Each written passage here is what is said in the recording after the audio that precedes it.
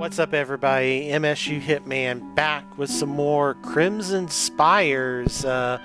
Played quite a bit of it yesterday on a rare day off of both jobs. We started at Chapter 3 and went all the way through 7, so we are at Chapter 8 here. We made our romance companion choice at the start of Chapter 6. So, just trying to,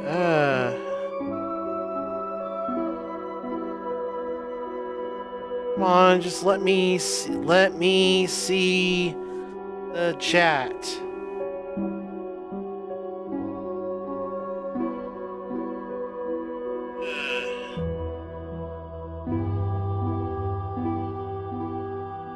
Okay, how?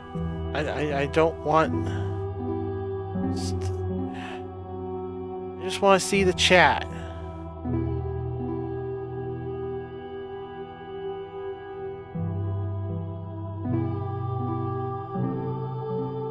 there a way to see the chat? Chat. There it is, Stream Manager. Okay, I knew it was somewhere. Been a while. To relog into my phone. I have a new version of my phone, and because two-factor authentication, it's a whole thing. So let's get back into this. Let's see if we can actually beat one playthrough of this. I said on one of the other streams, this does have, you obviously have the 4 different companions that you choose one of them to be your main companion at the start of Chapter 6. That leads you to one of 4 different standard endings. I don't know how, and hopefully we'll find out tonight when we get through this playthrough. I'm not going to do the other playthroughs for a while. I need to finish Tales of Arise. We're T-minus, what? 7... 8, 9, 10, we're 11 days away from Horizon, so I need to get Tales of Arise done. So we'll at least see one playthrough here, and we'll see if the game's like, okay, you must load this save, because basically once you've beaten it 4 times across all 4 paths, the thing they added into this console release and patched into the older PC version was the 5th unique playthrough. So we're going to go ahead and jump in here. We are at the start of Chapter 8. We picked Julian. I mean, come on.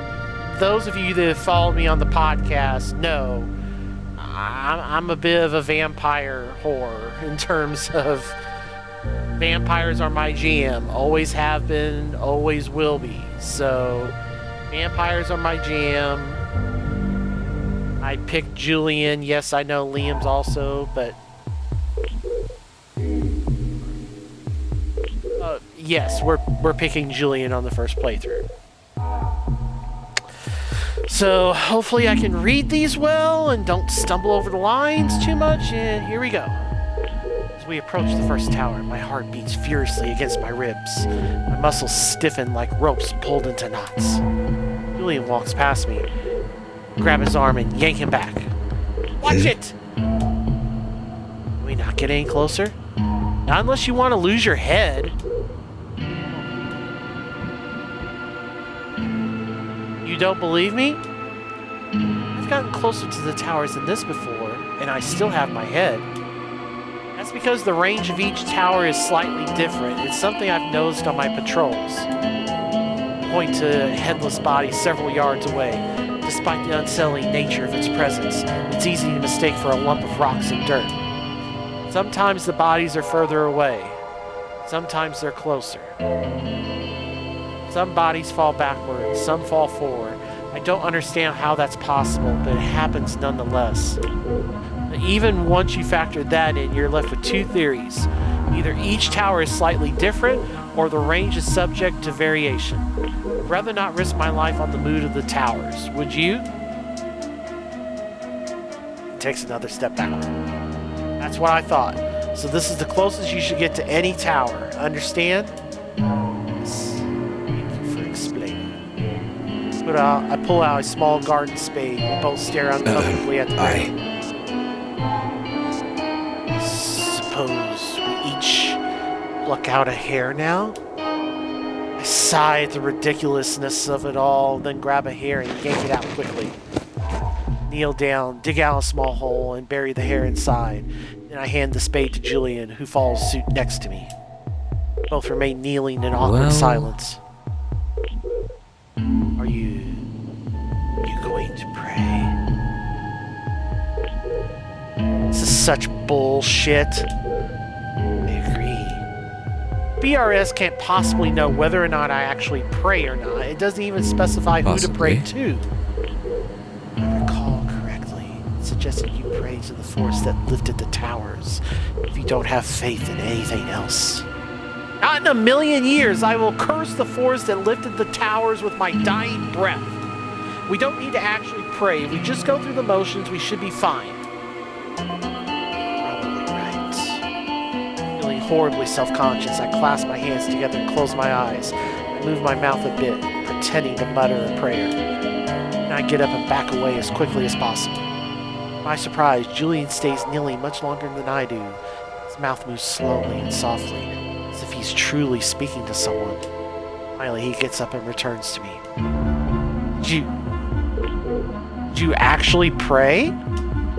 Yes. I must have forgotten this, but I go to church every week. True, but I thought... You thought what? I thought you just used the church to manipulate the community. Julian sighs loudly, then looks up at the tower, his expression troubled. You're right, to some extent. Church is like a beating heart for the community. Use it to regulate its pulse. Charlotte doesn't believe in the religion. I don't think Liam does either, but I've always wondered where we came from. It's called the Big Bang Theory. Maybe it's not taught at the schools here, but that's not what I meant. The harshness of his voice stays my tongue. I give him a moment to collect his thoughts. Science can't explain everything. Maybe it could once. It can't anymore. You just don't know enough. In that case, we never will. He meets my gaze. Goosebumps prickle up and down my arms. Science can't explain the contingency. It can't explain the towers. And it can't explain... the contingency. Did you ever feel like there are two versions of your life? One that existed before the contingency and a new one that exists now? You mean the contingency split your life in two before and after? No. I mean, as if it made a new copy of your life. Second version, altered and warped and not the same as the first. I really don't know what you mean. Did I say anything? He seems irritable now. He kicks the loosened dirt with his boot. Let's go to the next tower.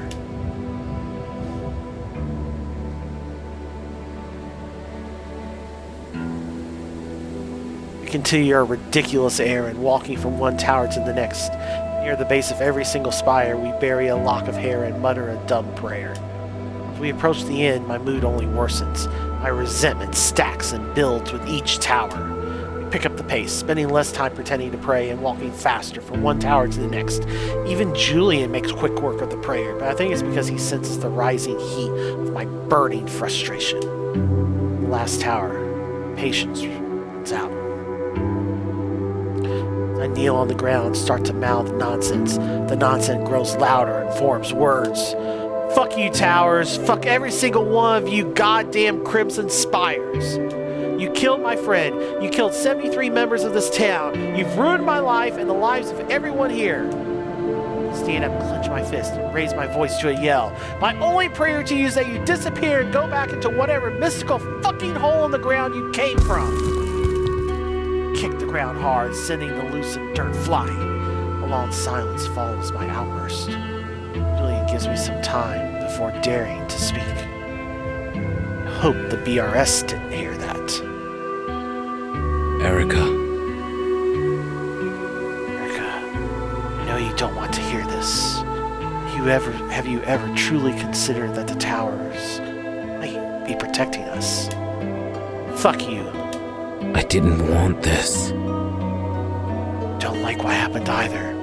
I've done my best to accept it. Bullshit. You're a vampire with a bunch of humans pinned up for your consumption. I still think you and Charlotte might have staged all this so you can domesticate the town like a bunch of sheep. You think we created these towers? Flattered. But no, even Liam can't comprehend their design. Steps forward, looking up at the towers again with a mix of reverence and uncertainty. Would I have lifted the towers if the decision had been mine? No. Do I choose to make the best of an unfortunate situation? Yes. That is the difference between you and I, Erica. You refuse to embrace the good that comes with the bad. No. The difference is you focus on what is good for you. I want what is best for the people of Battail. I didn't want this.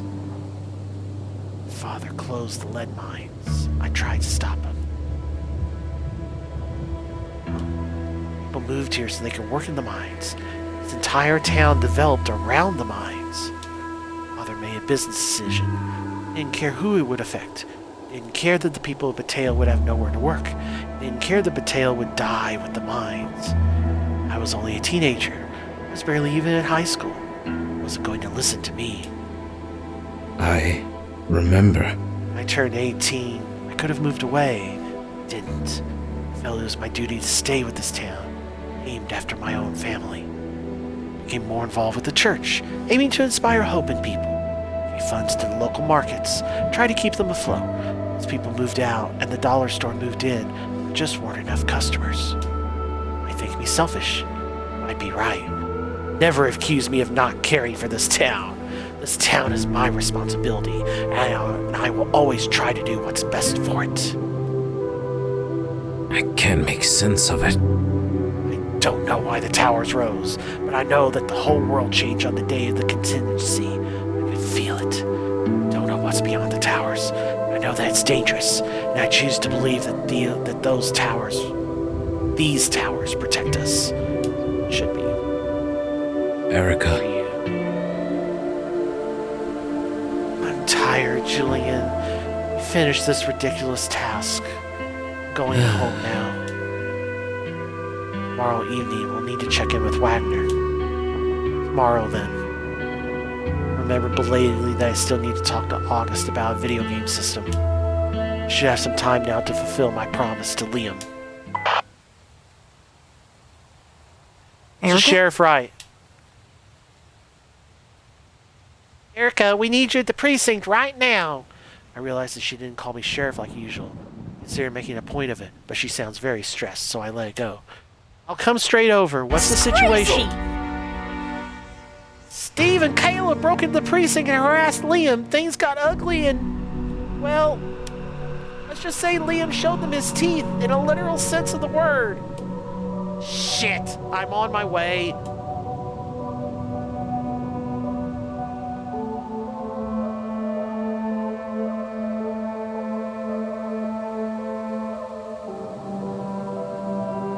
Outside City Hall, I find Kayla, Vincent, Mayor Ward, Nurse Kathleen, and Steve all in a huddle.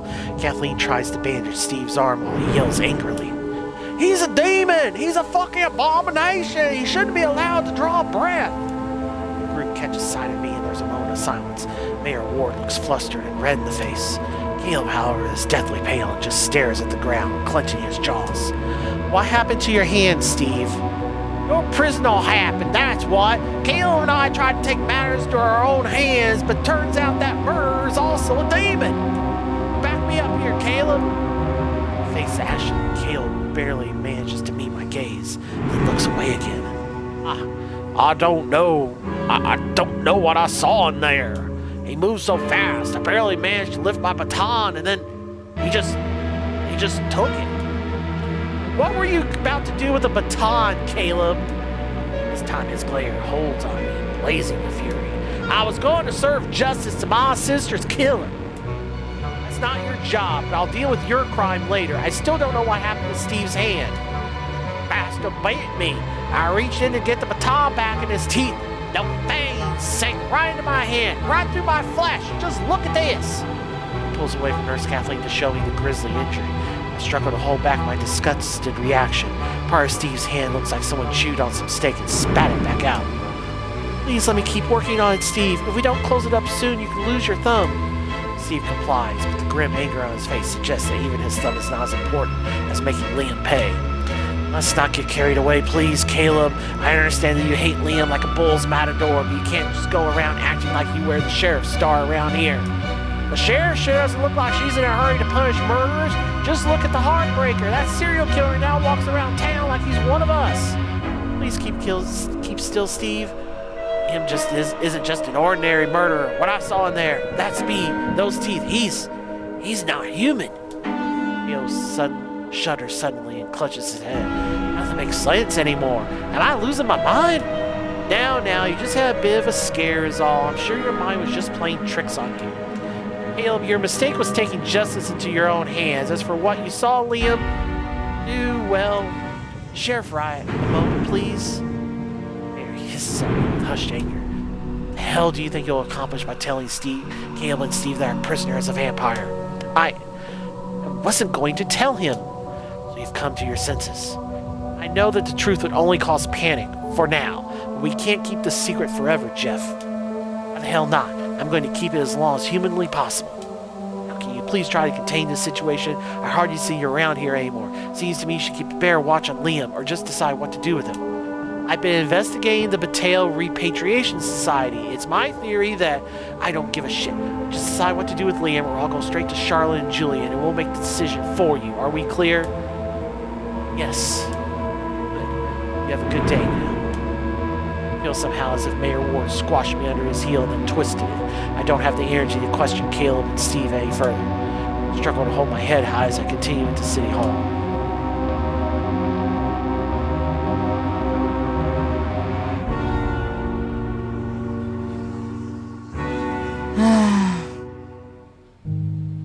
Oh, you're finally here.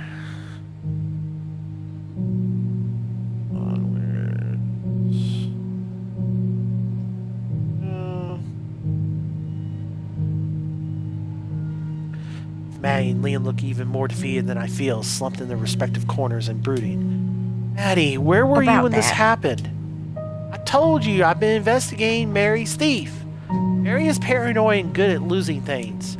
I know, but I think she actually did get robbed this time. Well, you can't just leave the precinct unguarded. You did when August was here, didn't you? I locked the place up. So did I. Sorry. This isn't your fault. Sure as hell isn't. I feel the accusation in her glare like a finger prodding my skull. This is an impossible situation. The town needs to see Liam punished, but the Pateos won't let that happen. And in any case, he's a vampire. We should tell the people what he is, and we should all decide as a community. I thought that was the solution at first too. Now I think Julian was right. Exposing Liam completely would lead to utter chaos. So you're taking Julian's advice now? He's a powerful man, Maddie. We can't afford to make him our enemy, so I'm trying to use his power for good. He took something from me. I don't want to hear about it. I don't want anything to do with him ever again. I don't think there's anything else to say to Maddie right now, so I make my way to Liam's cell. Liam?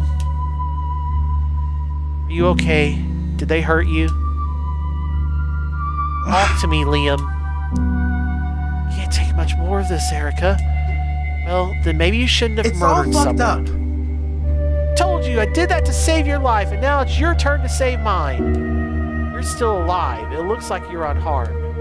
Maybe not physically, but I'm going crazy in here, and those people, they made me taste blood again. They made me taste blood. Grabs the bars, and I notice he moves even faster than usual. His eyes blaze with uncanny brightness as he stares at me. Groans and looks away again. Let me go. Kill me. Just don't keep me locked up in here much longer. I'm begging you. I'll do what I can, but I can't just release you without a plan. Can I get you anything else in the meantime? Still haven't gotten me a video game system? Right. I'm sorry. I'll get that for you as soon as possible. Stay strong, Liam. At least you're still alive. Like Principal Vincent.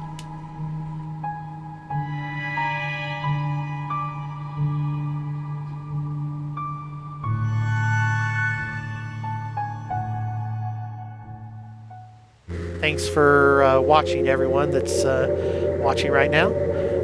When I next meet Julian at Wagner's house, I consider whether to mention the incident with Liam. Can't keep putting it off forever, but now is not the time. I need to sort out my own thoughts before I discuss Liam with Julian. Tremble as we approach Wagner's doorstep. Too many unpleasant things have happened here over the last few days. I can only assume more unpleasant memories are about to formulate. I've got this dog on a tight leash, Erica. There's nothing to worry about. Squeezes my shoulder, then suddenly lets go. Scowls at my necklace. I had to wear that again. You said it didn't bother you, so... Would you please? Shall we go inside? Are you sure I should go in with you? I assume you would insist on doing so. Well, guess that's true. I want to hear everything that's said. But won't he still hate me? Of course, but I instructed him to tell us both what we learned, so he will do it, whether he likes it or not. I sense the slightest bit of uncertainty in his voice. You can come with me, but please try not to interfere. You do that. Good. I'll try. Approaches the door and knocks. After a painfully long wait, Wagner opens the door. Strangely relieved to see a band-aid on Wagner's neck. It's nice to know that vampire bites still leave some visible mark, even after they're closed. His face contorts into a mixture of shock, discomfort, and joy at the sight of Julian. Mr. Patel, His face turns beet red. Recall how Julian compelled Wagner to remember an erotic dream with Julian. Failed to hold back a small laugh. Wagner looks at me, and all his motions transform to rage. The fuck is she doing here? I'm so sorry to disturb you about this, Thomas. The sheriff and I are both investigating the Bateo Repatriation Society. Fortunately, we haven't been able to uncover much information. I suggested we ask you for help because I know you possess a lot of valuable knowledge about our community. Sheriff Wright tried to convince me you had nothing useful to offer. I hope you'll prove otherwise. Wagner scowls at me long and hard. Eventually, he relents with a scoff. Might as well come in then. Erica's already introduced herself to my apartment. Reluctantly, I followed Julian into Wagner's house.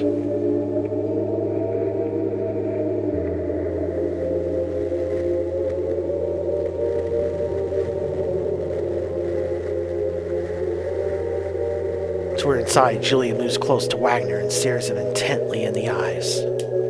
Wagner's face turns beet red again, but he doesn't draw away. Tell us what you learned about the Bateo Repatriation Society. I know they took away Jessica and Gary. How do you know that? Because Charlotte Bateo said so. She read that letter that arrived from the train. Yes, we all heard that, but that doesn't mean you don't know anything. I also have a theory that they move in and out of the old mine tunnels. It's impossible. They're closed off. Not entirely. Somebody opened a few of the tunnels back up. I've heard rumors of figures glimpsed moving in and out of the tunnels at night. That sounds more like rumors and hearsay. What does it have to do with the DRS? Men and I have had our eyes on those tunnels ever since the contingency. Giles was the first one to discover an open tunnel. It looked like it led past the towers even. Lee and I exchanged shocked glances. He knew better than trying to go through it, of course. He closed that tunnel up good and fast with dirt and rocks. Stalin still checks the tunnel sometimes. We find old barriers torn open. We seal them back up again. We don't want whatever's out there getting in here. So, someone keeps messing with the tunnels, but why do you think that's related to the DRS? I checked the mines yesterday, in fact. Searched really hard because I had a feeling I might find something connected to those repatriation shitholes. Well, I found this. He retrieves a ragged, dirty piece of paper from his cabinet and carefully hands it to Julian. I lean around Julian's arm to see for myself. It's old magazine page? Yeah, but look how old it is. Julian and I both lean close to study the date on the edge of the page. October 2001? That's right. A month after the contingency. Okay, I didn't even realize this game takes place. I didn't realize. I thought it was more modern times. This takes place September the contingency happened September 01? That's literally 9/11? Wow, okay. Need no modern fashion magazines coming out of Mateo, I promise you that. This came from outside, after the contingency. Doesn't mean anything. The magazine might have been printed early. Why would someone in Mateo have an advanced fucking copy? Because they work on the magazine remotely? Leave it or don't. It sure is interesting, ain't it, Mr. Mateo? Julian remains oddly quiet, just staring at the magazine page with wide eyes. Do you have any more information for us, Wagner? Anything at all you think we should know? I didn't know how to tell you this, Mr. Mateo, but since you asked, it seems to be a war of himself. Shit, I don't have to tell you? Julian turns on him, his red eyes blazing. Spit it out, Thomas. Fine. I'm sorry to say this, Mr. Patel, but the boys and I, well, we have some concerns about the train. Train? What concerns? For a long time we thought you funded it. Now we're not so sure. Do fund it. Who else would? Civic Bridges. What? FEMA. Maybe. What? Someone from the outside might be using the train to manipulate us. That's all I'm saying. Speaking nonsense. I can fix that. We're going to take a closer look at the tracks tonight, just to be sure. Wagner winks at Julian. Julian just frowns back in return. Now, about that page. Politely, Wagner starts to pull the magazine page from Julian's fingers. Julian pulls it back, folds it, and slips it into his jacket. I'd like that back, Mr. Mateo. Fascinating. We'll take good care of it, Thomas. But it still hasn't helped. What about the fucking BRS? Now. Or at least I know more about them than you, Fed. Who told you to pick up that letter from the train station? I don't really know. You don't know. He pauses a minute, then scratches his head. He seems genuinely perplexed. Don't remember. You expect me to believe that? It was just an errand I needed to run. I don't remember why. You don't remember? I think we've heard enough. Thank you, Thomas. Let's go, Erica. Without waiting for me, Julian turns and strides out. When I realize I'll soon be left in the house alone with Wagner, I hastily follow Julian out.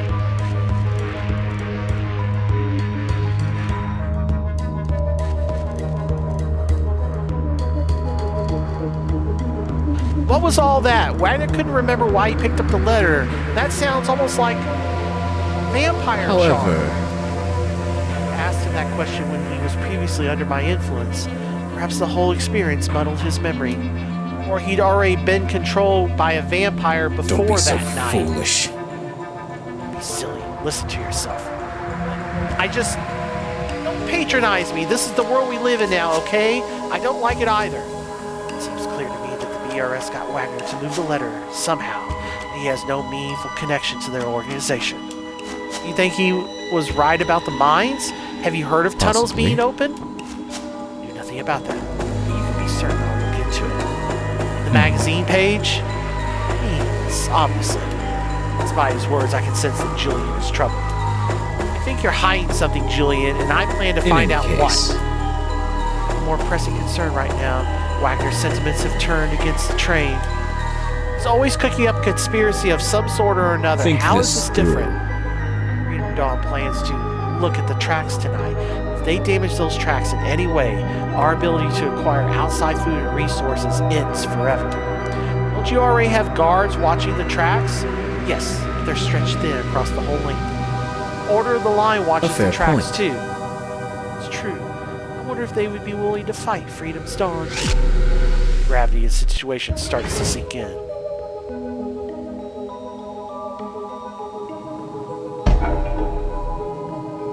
We should keep an eye on I the approve. situation. I'm glad you agree. We must protect the tracks at all costs. Well, I'm more concerned about people hurting each other.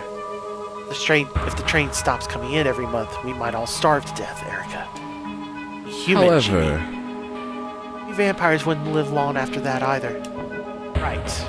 I concede. It would be terrible for all of us. I'll increase the guards around the track until 10 o'clock. If something happens before that, they'll notify us. Otherwise, I'll meet you at the station at 10. Sounds good. I'll see you then. I leave Julian feeling troubled. I feel like our investigation is going nowhere. No matter what we try, we're just treading water.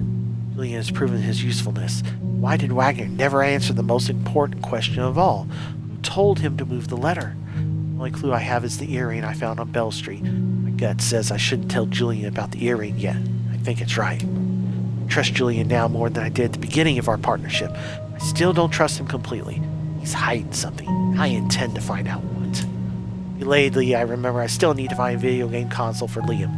And he said that August might know where to get one. I suppose it's time to pay him a visit.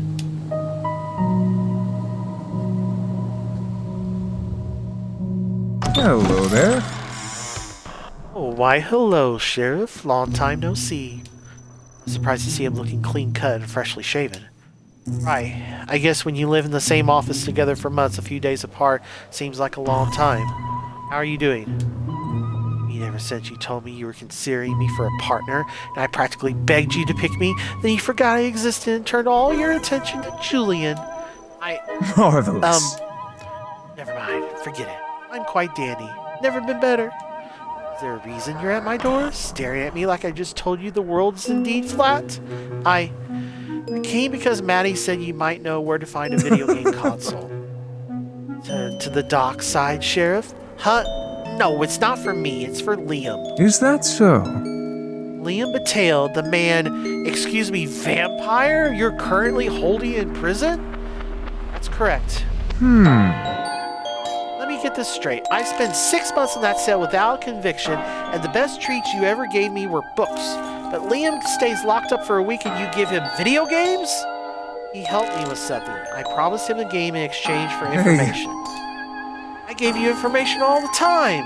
You gave me philosophical drivel and nonsense. You know what? I'm not going to get mad. I'm not going to get mad. I'm not going to get mad. You want the N64? You can have the Absolutely. N64. You want GoldenEye? You can have GoldenEye. It's a terrible game anyway. No, it's not for back then. Now, yes. Back then, no. He walks over to the entertainment center and starts packing up the console. A lot of people love that game, don't they? Irrational. Sure. A lot of people are stupid. Where did you get an N64? From dear Sarah Carpenter. Duh. One in high school? Is there another? Yes, I run into her occasionally. She likes me. She said she was glad I didn't kill Principal Vincent. And if I had, she would have forgiven me because she hated the principal's guts. So why did she give this to you? I ran into her at the dollar store the other day. I was in a foul mood. I think Sarah wanted to make me feel better, so she asked me if I liked games. I said sure, why not? Besides, she has a PS2. Said this was collecting dust in her room. Drops all the equipment in a bag and hands it over. There, a gift for poor Liam. I take the bag, but it feels strangely heavy, like a piece of August angst is hidden at the bottom. So, did the game cheer you up? Well, For a little while. I got so angry with a level I almost smashed it to pieces, but I didn't. Because it was a gift from Sarah. Now I'm gifting it to you and Liam, paying it forward like a useful member of society. Glances at a clock. We done here? Well, I guess so. Do you have somewhere to absolutely. be? Why, yes, if you must know. I have a very hot date. With who? Erica, your interest in my personal life is sweet. To a point. Then it's annoying. Should know her name in case she turns up dead later or goes missing. Highly doubt that. My date is Charlotte Battelle. Honestly, I hope you would ask me about my date just so I can see that look on your face. She's a How vampire. interesting. I'm aware. Not my first pick, but I admit it makes things interesting. Besides, aren't you dating a vampire? We're not dating. We're working together on a case. Paris. Right. Well, I recommend having sex if the chance arises. Great for morale. Well, tell him I'm seeing Charlotte, won't you? Thanks so much. Ta-ta! It's like that he ushers me out and shuts the door in my face.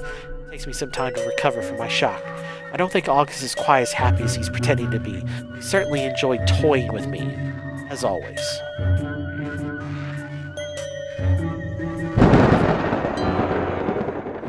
night approaches, I head to the train station to meet Julian. It's time Julian arrives early for our rendezvous. We find a hiding spot in the trees near the train platform and settle in. We wait a long time for signs of activity. At first, Julian stays very still, his attention focused entirely on the station. Eventually, he starts to fidget. I wonder... I suppose this is what you would call stakeout? Yes, but usually one gets to do it from the comfort of a room or car at least. How did you stave off boredom? I rarely succeeded, but I had a few little games I would play in my head. They were all silly. I'd like to hear them in case they help. Well, sometimes I would try to make up a rhyming poem to describe everything I saw in front of me. The challenge was making everything rhyme, but the exercise also helped me remember all the details of the scene later. I'm sorry, I'm not a fan of poems. Anything else? I would create an alphabetical list of all the items in front of me. Sometimes I had to get creative to think of certain letters. These mental games sound very exciting. I'm sorry. Sorry, I'm just making things worse. Honestly, I've never had to stake out such a boring location before. Consider the train station boring? It's not what I mean. There's just so little activity, so few objects in view. I'm accustomed to lots of buildings, crowds, traffic. I see. I suppose you're not the type who would ever have chosen the rural life voluntarily. Not in 100 years. I'm sorry. I'm saying that a lot tonight. In any case. Simplicity to rural life that I appreciate. Everything's simple when you're rich, I'm sure. That isn't true.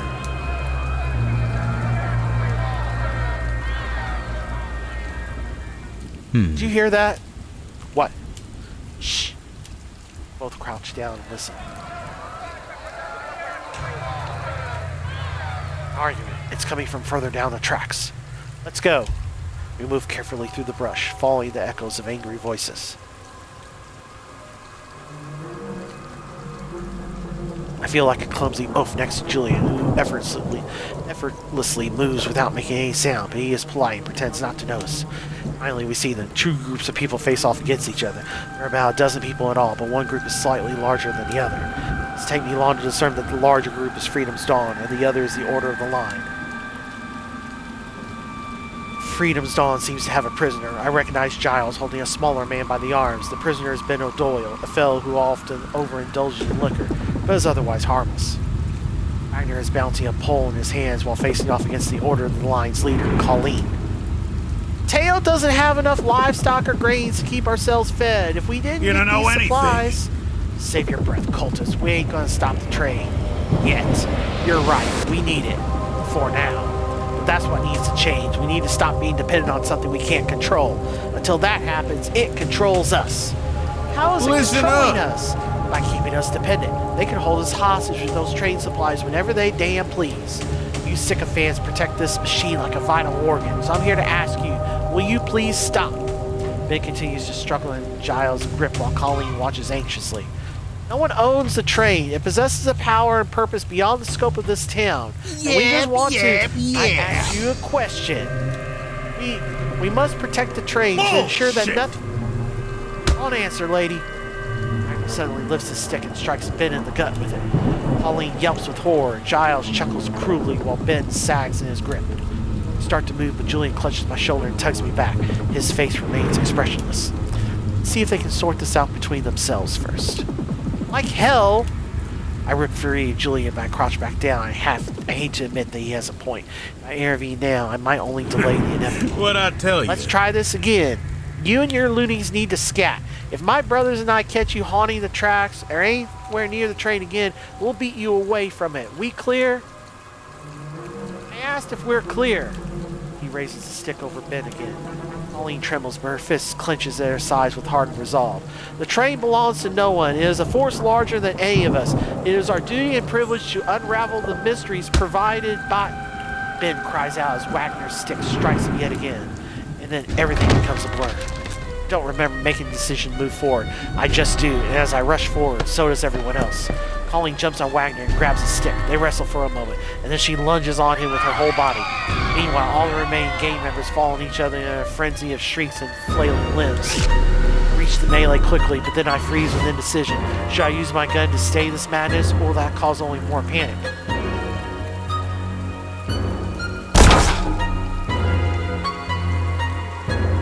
As the explosion of sound fades, quiet settles around us. Everyone turns to look towards the source of the noise. Me. This is Sheriff Wright. I want everyone to lay down their weapons and lift their hands in the air. You first, Fed. I've already experienced the kicks and punches of Giles' bitter violence. Now I feel the cold slam of a rock against my shoulder. It was only a small rock, but he flung with the strength of his hatred, and I didn't see it coming. The impact crunches the flesh of my arm and sends my gun flying. A new chaos erupts as everyone rushes towards the firearm. Panic churns in my stomach as I watch the group's hostility rise to a new level. Their eyes reflect murder as they look upon the weapon. There is no time to weigh my options. I have to retrieve the gun before anyone else. I jump into the fray, yelling with a fury I didn't know I possessed. Blows assail me, but I ignore them. My only concern is the gun, so I huddle into the mass of flailing limbs and keep reaching for it. My hands close around the weapon. I feel someone else's fingers brush against mine. I can't find the trigger because their finger's already on it. Then I see the barrel of the gun pointed right at me. First, the pain is just an afterthought of the sorrow of defeat. Then it drowns me, making me every motion misery as I fall against the dirt. Faintly aware of more yelling and thudding as people exchange blows. It seems to be happening in another place, another dimension that no longer concerns me. Wetness spreads across my chest. I smell the stink of my own blood, and that's when panic strikes me with a new bolt of energy. I try to move. Every effort of my right arm is agony. I manage to roll onto my back and look up. At first I think I'm dizzy because a black streak seems to spin around the group in front of me. Then it pauses, followed by a chorus of screams. And I know that it's Julian. He'll squeal and run in terror. I don't know what he did to them. It seems he managed to terrify them without immobilizing them. Only two people stay behind, Giles and Wagner. Giles lifts the gun towards Julian. Stop, that's Julian! But, Mr. did you Pateo! just see that? Mr. Pateo, please excuse my friend here if we overstep. Train is mine, Thomas. My responsibility. My jurisdiction. Yes, you overstepped. You stepped much too far. What? I'm sorry, but we just wanted to... If you weren't one of Charlotte's toys, I would kill you right now. Do you understand? Yes. Well, actually, Miserable no. scum. You don't speak for me, and the next time you do will be your last. Now go. I don't... Go away. Wagner trips over his own feet in his haste to obey, and then he recovers and runs away faster than anyone else yet. Julian turns slowly towards Giles, who still holds the gun with trembling hand. Don't come any closer. I saw what you did. Demon. You're a demon. Wagner might be fooled, but My foot sweeps under Giles' leg and sends him toppling. I hear the gun fall, but no body. I expected Giles to land on the ground next to me, but I look up and see that Julian caught him. Julian holds Giles in a fatal embrace, his fangs deep in Giles' neck. Giles' body goes limp and his eyes close with surrender. Julian! I groan with pain as I rise to a seated position. The right side of my torso bursts with agony, but I try to hold Julian's gaze. He lifts his bloody mouth only far enough to speak. I tried to avoid killing Erica, but for this man I would make an exception. He has hurt you more than once. The decision is yours.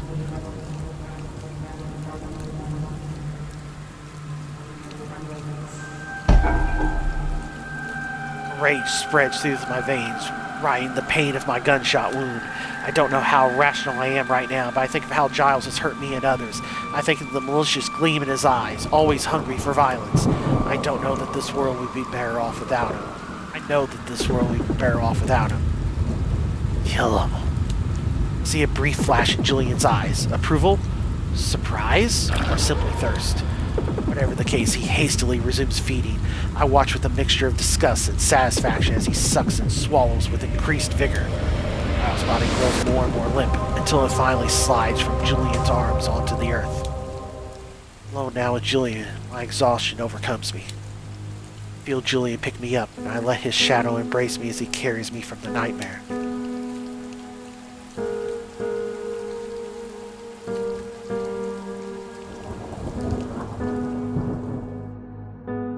I hear muffled voices as Julian sets me on the bed. Stacy is in a panic. Don't know if I was asleep or purely unconscious. All I know that is, as awareness returns, so does the pain. Need to remove her shirt. Fudge! Is that okay, Erica? Should I ask Julian to leave? I try to respond, but only a groan escapes my mouth. Oh, for Christ's sake. He gets to work removing my shirt. Stacy mumbles her disapproval, but reaches in to help him. I feel as someone remove my silver necklace, and I start to protest, but the words never leave my mouth. Together they settle my bared body into the bed. Need towels, tweezers, and disinfectant, rubbing alcohol perhaps, or hydrogen peroxide. Of course, right away. I'll also call Kathleen. That won't be necessary. But there's so much blood. Was she shot? We'll explain later. You said you would fetch those items now? Yes. She scurries away. Something brushes my face. Julian's fingers are soft and warm and tingle against my skin. I'm here for you, Erica. You're safe now. I reach up to push his hand away, but instead I grab it and don't let go. This really hurts. I'll leave you. There's a bullet in the back of your right shoulder. It almost went all the way through you, but not quite. Why don't you call Kathleen? Call her in the morning if we must, but first I can do more for you. You'll let me. Her footsteps scurrying towards us. And everything you asked for, and bandages. Thank you, Stacy. But... Wake up. Are you sure we shouldn't? I can help Erica the most right now. Please leave the room. Stacy looks confused for a moment, then nods and obeys. I wonder how much Julian uses his hypnotic abilities to convince her. Julian gets up to close the door behind her, and then returns like a whisper. Need a doctor. Fortunately, there are no doctors in Mateo. I insist I will call Kathleen, but I truly believe I can help you more than she can right now. How can you help me? I've seen what I can do to bite wounds. I can seal the wound back up for the most part. I don't know how it works exactly. I think it has something to do with the bond that forms between myself and the human. I can urge your flesh to heal itself, as mine does. So I'm to be your victim? Or not. Right now, you're my patient. Use my influence to quell the pain and relax you. Then, once I bite you, our bodies will be bound. Once you bite me, you'll have complete control over me. You can make me do whatever you want and make me forget about it later. Knowing him makes my pain worse. I groan and fall back onto the bed. Erica, let me help you. I won't betray your trust.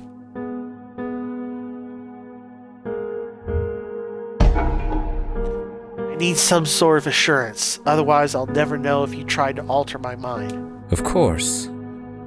I understand. In fact, I support your decision. If you have proof I treated you well, then perhaps you'll learn to trust me. What do you have in mind? Give me a few minutes alone with Stacy, please. Erica, please, tell me your plan. I prefer not to be video recorded. If anyone ever stumbled upon such proof of my nature, it doesn't work if I give you all the details, so I guess you'll have to trust me. I am yours. Very well. True to his word, Julian leaves the room and sends Stacy back in his place. I ask Stacy to retrieve an old backpack from the depths of my closet. I rummage through it until I find a notepad and tape recorder. First, I write myself a note about what I'm about to do. Then I prepare the tape recorder and set it carefully below my bed. Stacy looks puzzled when I ask her to bring Julian back. She quietly complies. Soon I'm alone with Julian again. He kneels next to the bed, unaware of the tape recorder rolling nearby, and leans close to me. Should I begin? Relax. Please, sit up. Relax. His gaze locks with mine as he makes the request. I am pleased to do what he wants, even as my shoulder aches, my body relaxes. You're Erica. messing with... I want you to feel better. You feel better. With every word he mutters, the pain grows quieter. Yes. Do you want me to continue? Good. Yes. I want you to close your eyes. Forget about the pain. Focus only on what feels good.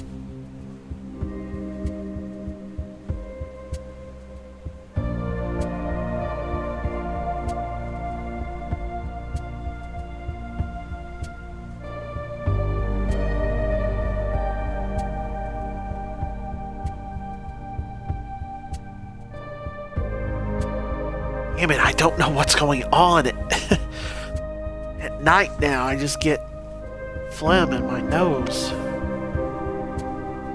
He caresses my arm. His touch is light as a feather. How does that feel? Feels good. moves around me, rocking the bed gently. I feel his touch against my back. I remember my nakedness. Heat rushes to my cheeks. This will hurt, but only for a moment. Pain will be followed by relief. Are you ready? Just do it already. His breath tickles my shoulder blades, and then finally, I feel more than a prick. My gunshot wound screams with pain as he sinks his fangs into it.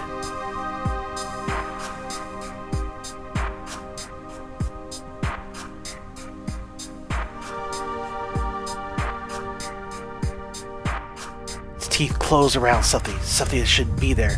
He yanks it out and spits. Bullet. I cry out from the pain, but then his mouth returns. As soon as I recover my breath, relief washes over me. Pain subsides, and in its place, never in my life would I have entertained the thought that I can enjoy someone biting me. It transcends all logical thought.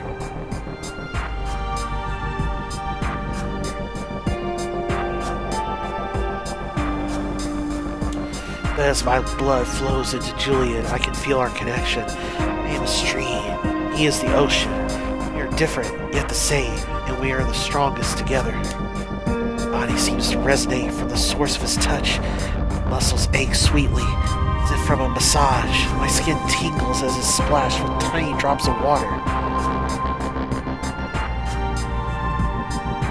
I can't say how long he drinks from me. I am lost in the sensations, leaning into his power, body and mind. I feel his hands wrap around me. His stomach presses against my back. I know this touch could become more, and I want it to. A happy sigh escapes his throat as I lean back against him. Julian pulls back suddenly. As soon as his teeth release me, pain Please. rushes back. Stay still. We'll finish now. His mouth returns to the wound gently now, licks around the wound, and kisses the sealing flesh. And just like that, he stops, his touch firm as he pushes me away and back to the bed. There. It's done. But are you sure the front of the However- wound? Kathleen can tend to it in the morning. Seems flustered. I want to comfort him. Or you can keep going. Stop. I must not. Julian, please, tempt me. His gaze is full of both longing But- and frustration. Both know that if I went any further while you were in this state, you'd never forgive me. But I want this.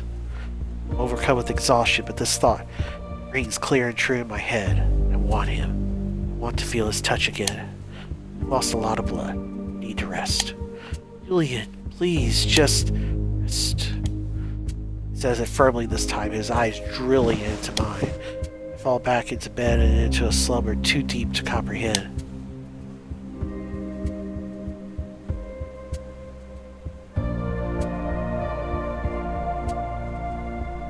Chapter 9.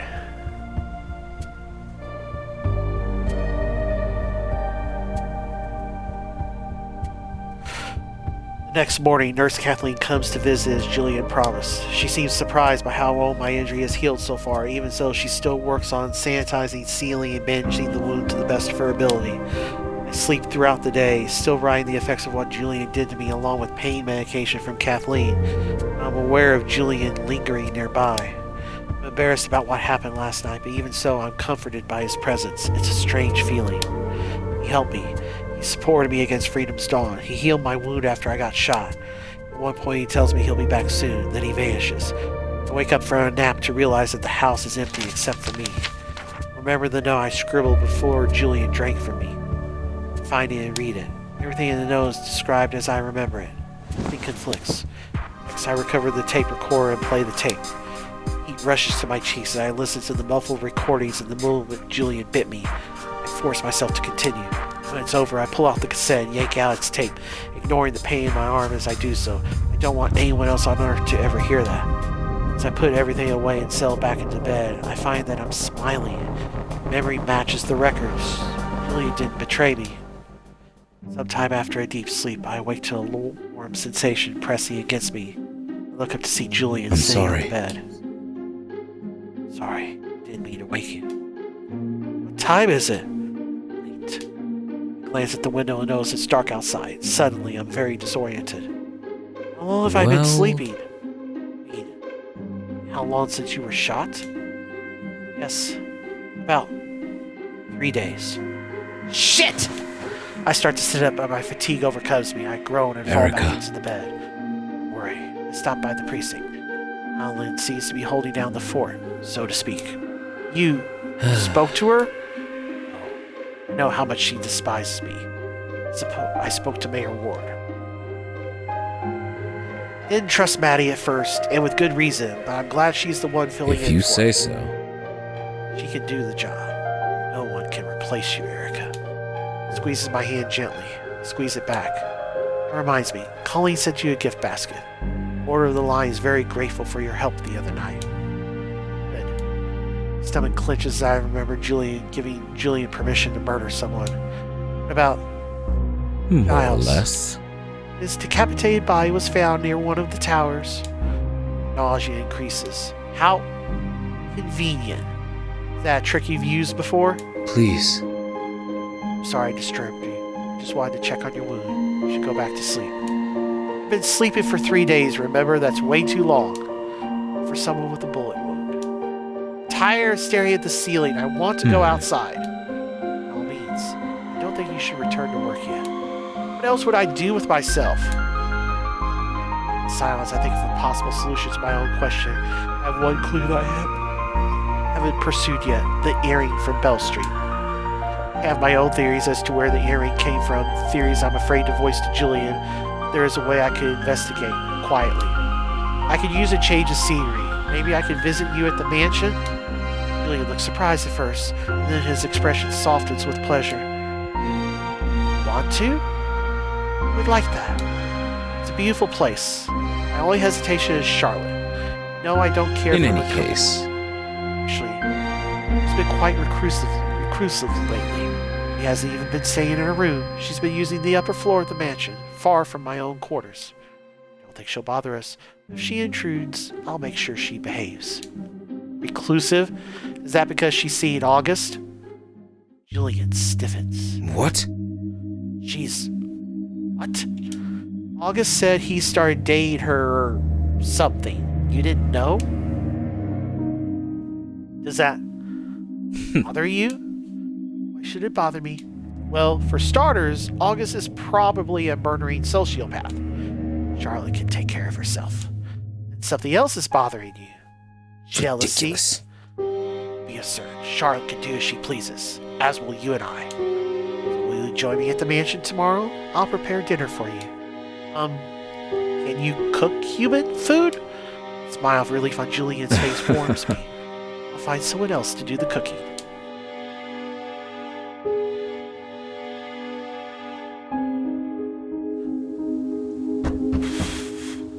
I knock on the door of the Mateo mansion. Afterwards, I hear my own heart hammering in my chest.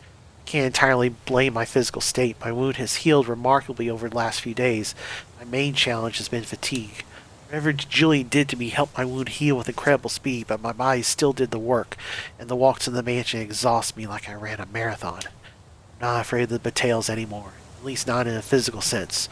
More than anything, I'm afraid of how much my emotions have changed since I first partnered with Julian. Finally, the door opens and reveals the other source of my fear. Oh, how grand! Our final guest has arrived! Final? Yes. Yes. August came some time ago. He's preparing dinner. I must be wearing a ridiculous expression on my face because Charlotte laughs with unshackled glee. He turns and saunters away just as Julian arrives. He scowls after her. I swear Charlotte must have a secret way of knowing you've arrived before I do. August? August is the one cooking dinner? As disgusted as you are, we can find our own dinner and enjoy it elsewhere. It's a large mansion. No. So large and so lonely. I thought Charlotte was gone, but she appears next to Julian, surprising How both of us. fun. More the merrier, I say. Let's all dine together. It'll be fun. No desire to join you in your poor excuse of a companion, Charlotte. For some reason, the strength of Julian's anger sets mine back. Actually, I shared an office with August for 6 months. I can endure another meal with him. You really? Julian loses all words as he stares at me in disbelief. It's as if he silently accuses me of betrayal. Bear. See, Care Bear, this will be positively delightful. Julian and I bow our heads in defeat as we follow Charlotte inside.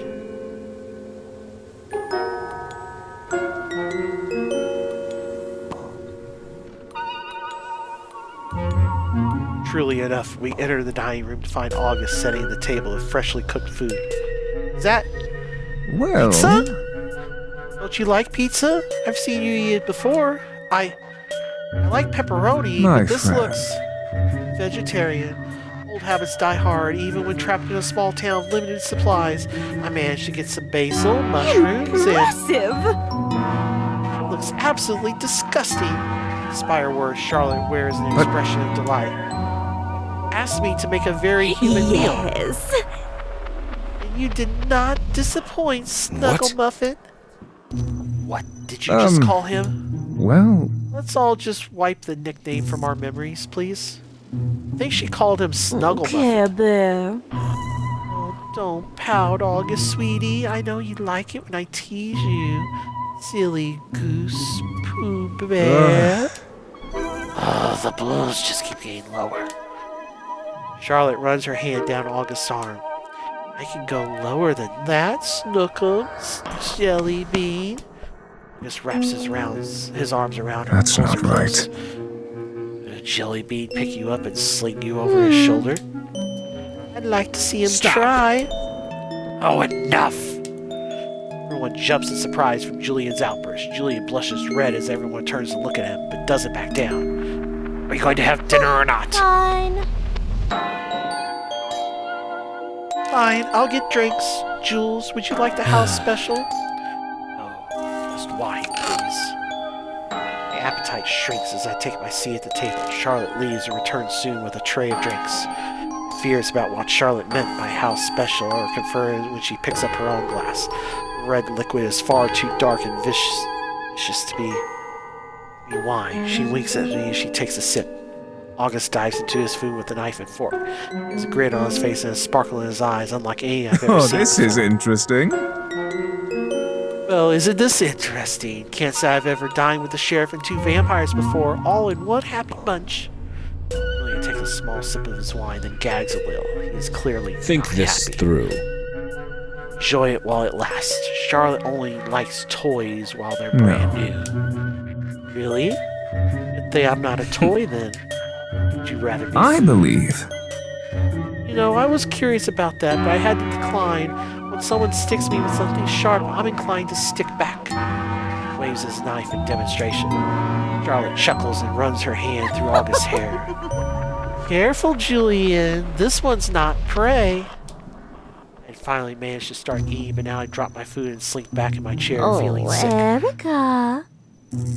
What about you, Erica? Have you let Julian taste you yet? Julian sets down his wine glass with a I hard won't allow smack. it. Don't speak to her like that, Charlotte. Like what? It was just a simple question. I feel everyone's eyes on me like hot pokers. They're all waiting to see how I respond.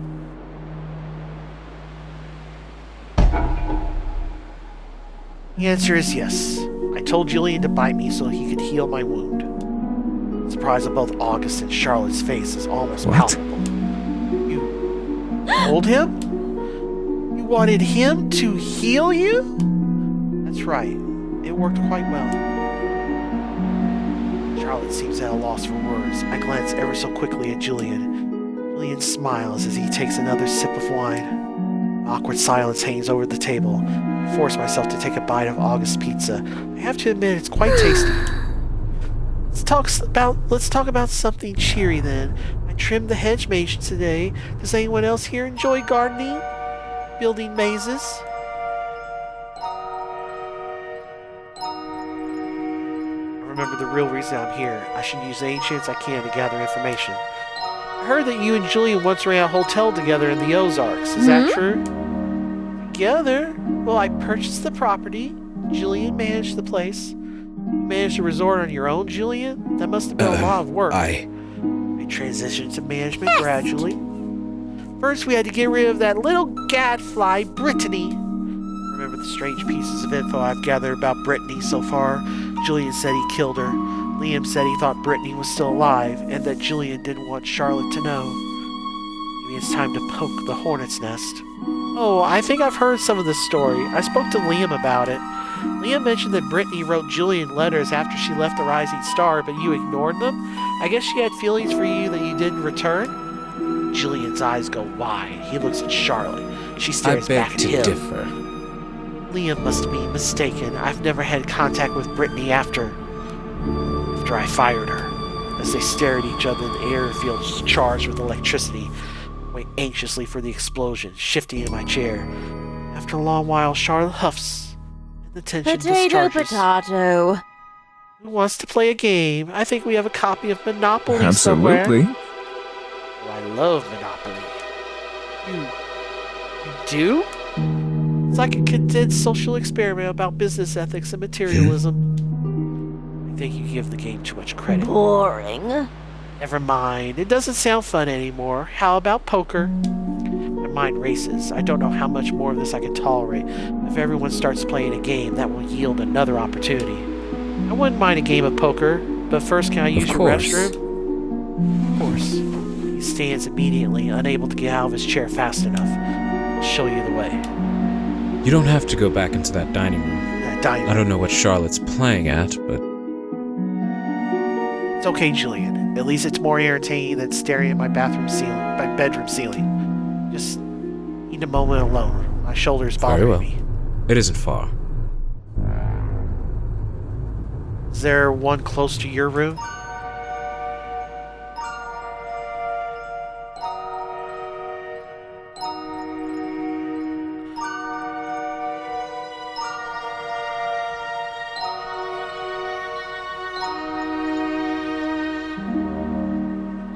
Gives me a puzzled expression. It would be nice to lie down just for a bit. Of course. This way.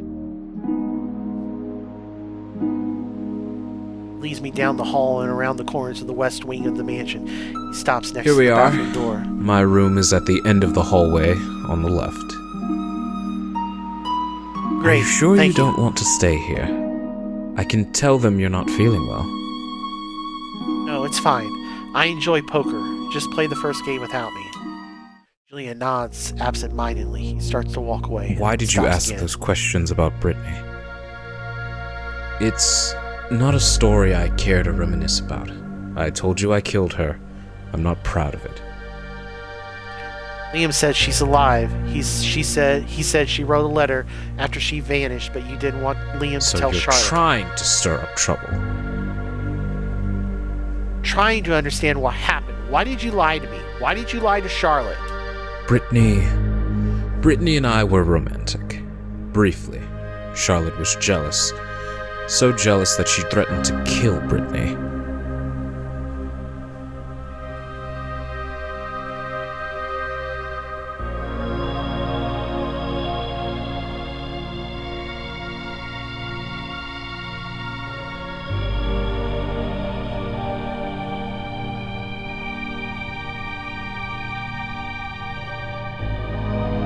I told Charlotte I would kill Brittany myself.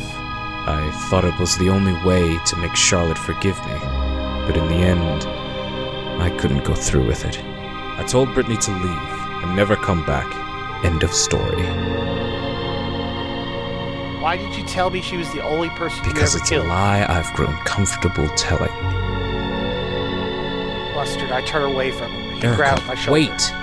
Aren't you glad to learn that I spared her?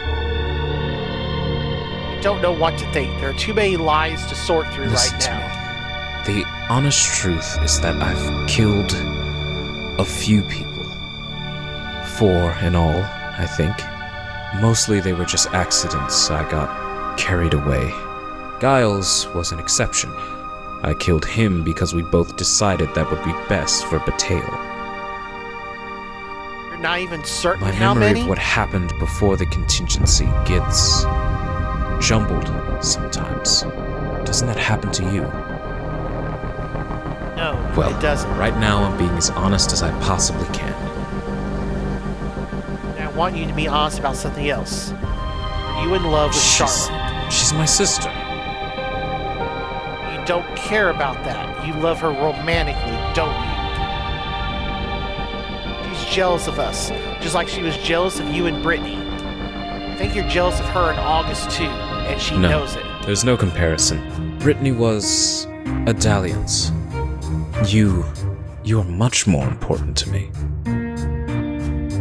If Charlotte wanted to get rid of me, what would you do to I would appease her? refuse. I don't Erica, believe you. I'm serious. I love you, Erica. I know you can't reciprocate, not yet. You're too scared to open yourself up to me, but it doesn't change how I feel. I'm not scared. Yes, you are. I know you have feelings for me. I felt them the other night, but you keep them locked tightly away. You're just trying to manipulate me again. You're playing a new kind of mind I'm game. not, for fuck's sake. Don't you understand that your fortitude is why I admire you? I can't cast a spell over you. I can't frighten you with my teeth. You're much too strong for that. I only wish that you would realize that too, and embrace what feelings you have for me.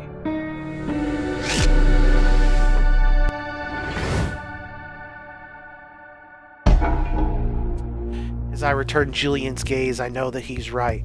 I do have feelings for him, but I've been scared to admit it. It's easier to claim that he's casting a spell over me. It's easier to blame demonic magic. Otherwise, it's frightening to admit that I care for a vampire.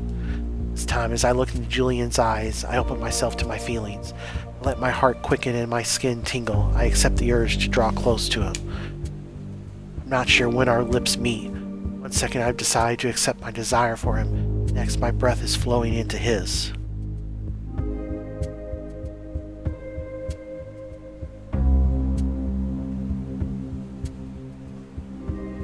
Can't remember the last time I let myself feel this way, if ever. My inner shields drop. My nerves flare with life and sensation overwhelms me. A few days ago, he drank my blood. It was an otherworldly bond, difficult to comprehend, but now as we kiss, I feel a bond that is pure, earthly, and utterly overwhelming. My body yearns to be closer to his. I want to kiss him forever. I want to pull off the clothes that separate our bodies. Instead, I quickly pull away and try to regain my breath. For a moment, I avoid his gaze. I need to return to my own body and quell the sensations he sparked in it. When I dare to look back at him, That's he's smiling. That's a good start. You should go back to the others. I'll rejoin you soon. He nods again, then finally leaves. I wait until I can't hear his footsteps anymore. Then I take a deep breath.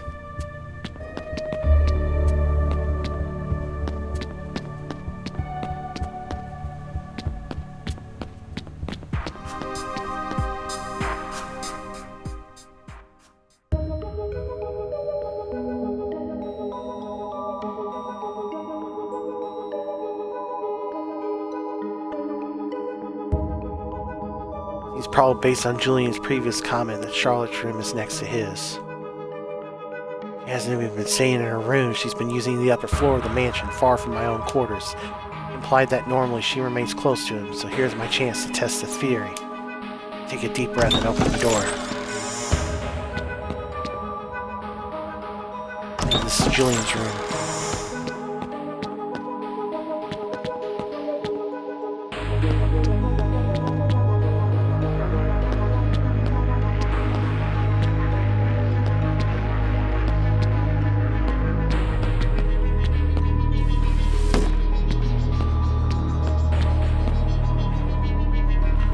This is Julian's room.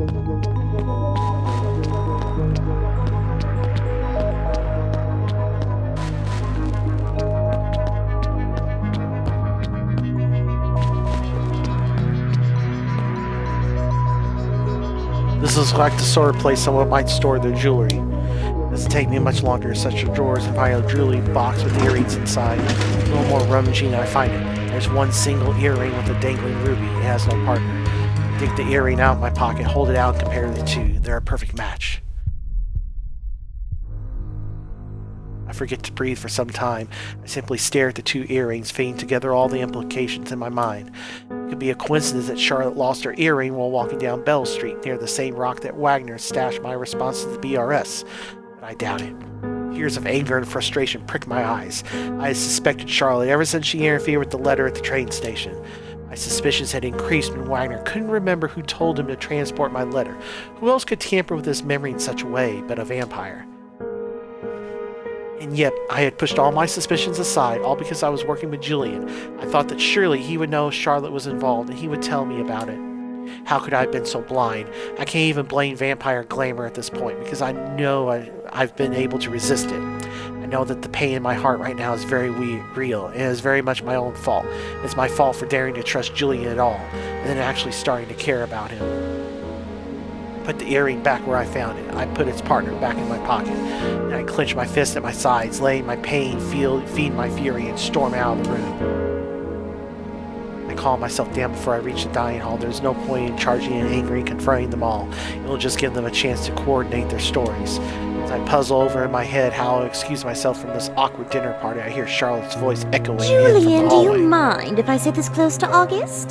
Not particularly. Why would I? Because I might cheat. By looking at his hand, of course. I assumed that's what you meant. What else was I supposed to assume? Take a deep breath and enter. Surprisingly, August is the first to address me. Finally, I was worried. You were worried about me? Of course not. I was worried about myself. You left me in here with 2 vampires. Oh, come now. We've already been over this. You have nothing to worry about, Snuggle Muffin. We already ate. You know, Charlotte, I hoped that your nickname would grow on me. Unfortunately, it continues to drive me up the wall. Perhaps you could simply use my name. A smile flashes across Julian's lips. Just for a second, Charlotte frowns, looking vaguely annoyed. Fine. How about Augie? I'd still keep workshopping it, but... Shush, you're talking too much. You can tell that this triggers something in August. He doesn't flinch. Not in the way you think of someone flinching when they are hurt or upset. But there is an involuntary response that likely only I detect. After all, you learn a lot about someone when you spend 6 months in the same room with them. I suppose poker isn't going It doesn't too feel well. particularly well to bet against the house. What do you mean, Gussie? Keep trying. I think he's referring to the fact that your family keeps the town afloat. Betting against you is like betting against the bank or the government. Even if he wins, you can just declare the money. We'd be an awful bank if we did that. That doesn't change the fact that you could. Are we really going to waste the night discussing economics? Charlotte stands up and drapes her arm across August's shoulders. He barely I can responds. think of much more fun things we could be doing. Maybe we could shake up this card game. I'd rather not. What's wrong, Care Bear? Julian just rolls his eyes. Charlotte leans in ever closer to August, almost as if she's whispering in What's his ear. wrong, brother? This is the final straw for August. He stands up, shrugging Charlotte's arm Enough. off his shoulder. This has quickly shifted from amusing to embarrassing. I will see myself out. Just like that, without care in the world for the vampire he just insulted, August leaves the room and heads into Wait! the foyer. Where are you going? Charlotte rushes after him. To my surprise, she seems more desperate than angry.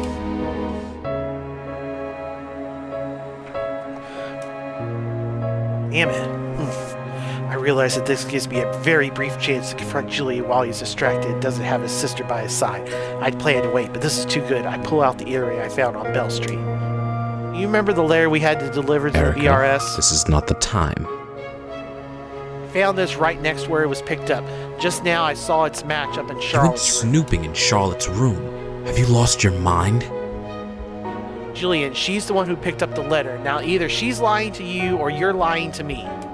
Don't you dare lie again, just as I'm starting to maybe This trust is all you. very complicated, Erica. This is not the time to... What is very complicated? What happened to I August? decided he could leave. So Oh, he dumped please, you. the feeling was mutual. It was fun until it got boring. eyes focus sharply on I'm you. starting to think you might provide more entertainment, Erica. Charlotte, don't. My hand clenches involuntarily around the earring, but it seems So I'm too you late. have my earring. Is wealth and jewelry so irresistible that the sheriff has fallen to theft? Still, it's brave of you to snoop around and steal it straight from my bedroom. Breath catches in my chest. How much did she hear? Did I make a mistake confronting them now in their home? Charlotte, I have reason to believe that you're responsible for the disappearance of Jessica Murdoch and Gary Reed. Whatever are you talking about? They were lured somewhere by a group calling themselves the Pateo Repatriation Society. I have been communicating with them, and I found this earring near their dead drop. I think you picked up the letter I left for them, which means you're the one sending the letters, which I means... get the point. Julian, do you want to do the honors? Oh, What? Please, Erica. Don't play the fool now. You finally figured it out, didn't you? Let's not drag this on any longer than necessary. After all, the game has grown tedious for all of us. Yes, you've been duped. Yes, the truth has been under your nose this entire time, but you were too blind to see it. This is not how we agreed this would go. Yes, well, you haven't exactly followed the plan either. What are you trying to say, I'm Charlotte? saying you're right, Erica. You got me. I'm the one who placed all the BRS letters. Congratulations. But you seem to be ignoring my partner in crime.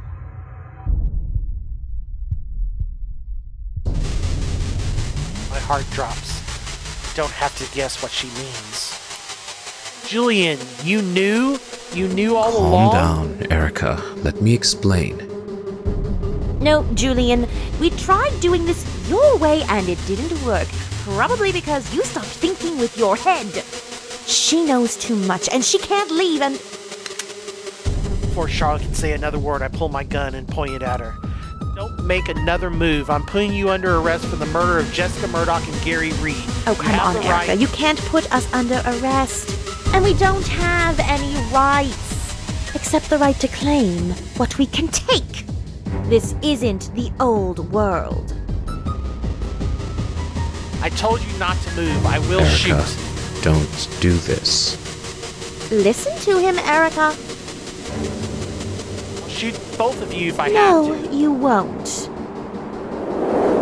Charlotte dives towards me faster than I could have anticipated. I don't hesitate, pulling the trigger the second I see her body start to move. I go to make another shot when I see red in front of the barrel of my gun and realize what's happened. Julian drove in front of Charlotte, taking the bullet for her. His red jacket is wet and darker than usual. I see a small wound on his shoulder, almost the exact same place I was shot just days ago. I freeze with shock as I watch Julian collapse. I recall the pain he's feeling all too well. Julian! My hesitation costs me. Charlotte grabs my arm with uncanny speed, forcing me to drop the gun. She puts her hand on my throat, but as soon as she starts to squeeze, she winces. Her hand touched my silver necklace. I can't resist a quick smirk of triumph. Then she grabs my arms and pins them to my sides. She presses me into her body, facing Julian. She holds me too closely for me to move much at all. You smell good, Erica. I guess I shouldn't be surprised that my brother was a little entranced by you. Let me go! Don't do this, Charlotte. Don't hurt her. Can't wrap my mind around Julian's objective. First, he dives in front of a bullet to protect Charlotte. Now, despite the fact that I shot him, he defends me. Choice do I have? She's a danger to us. Please, just... Julian tries to rise to a kneeling position, then he groans and leans down again. Are you all right? My stomach turns another somersault. That was a silver bullet. Winces, her grip on my shoulder tightens, crushing my arms against my ribs. Then she reaches up, grabs my necklace, and yanks. As soon as the necklace is gone, her fingers wrap around my Charlotte, neck. please stop. This bitch just shot you with silver. If we kill her, more people in town will find out. If she just disappears now, August will know, and then we'll have to deal with him. Who knows where it will end? Feel her grip on my throat relax just a bit. It isn't enough So to what fight do we against. do? I don't know. We need more time to think. We need a plan this time. We can keep her here until we figure this out. You're right. This isn't the time to be hasty. We're here. We might as well take our time and put her in the dungeon. You have a Of dungeon? course we do. We're vampires. Suddenly I feel something else in my throat. It's Charlotte's teeth. Everything goes black.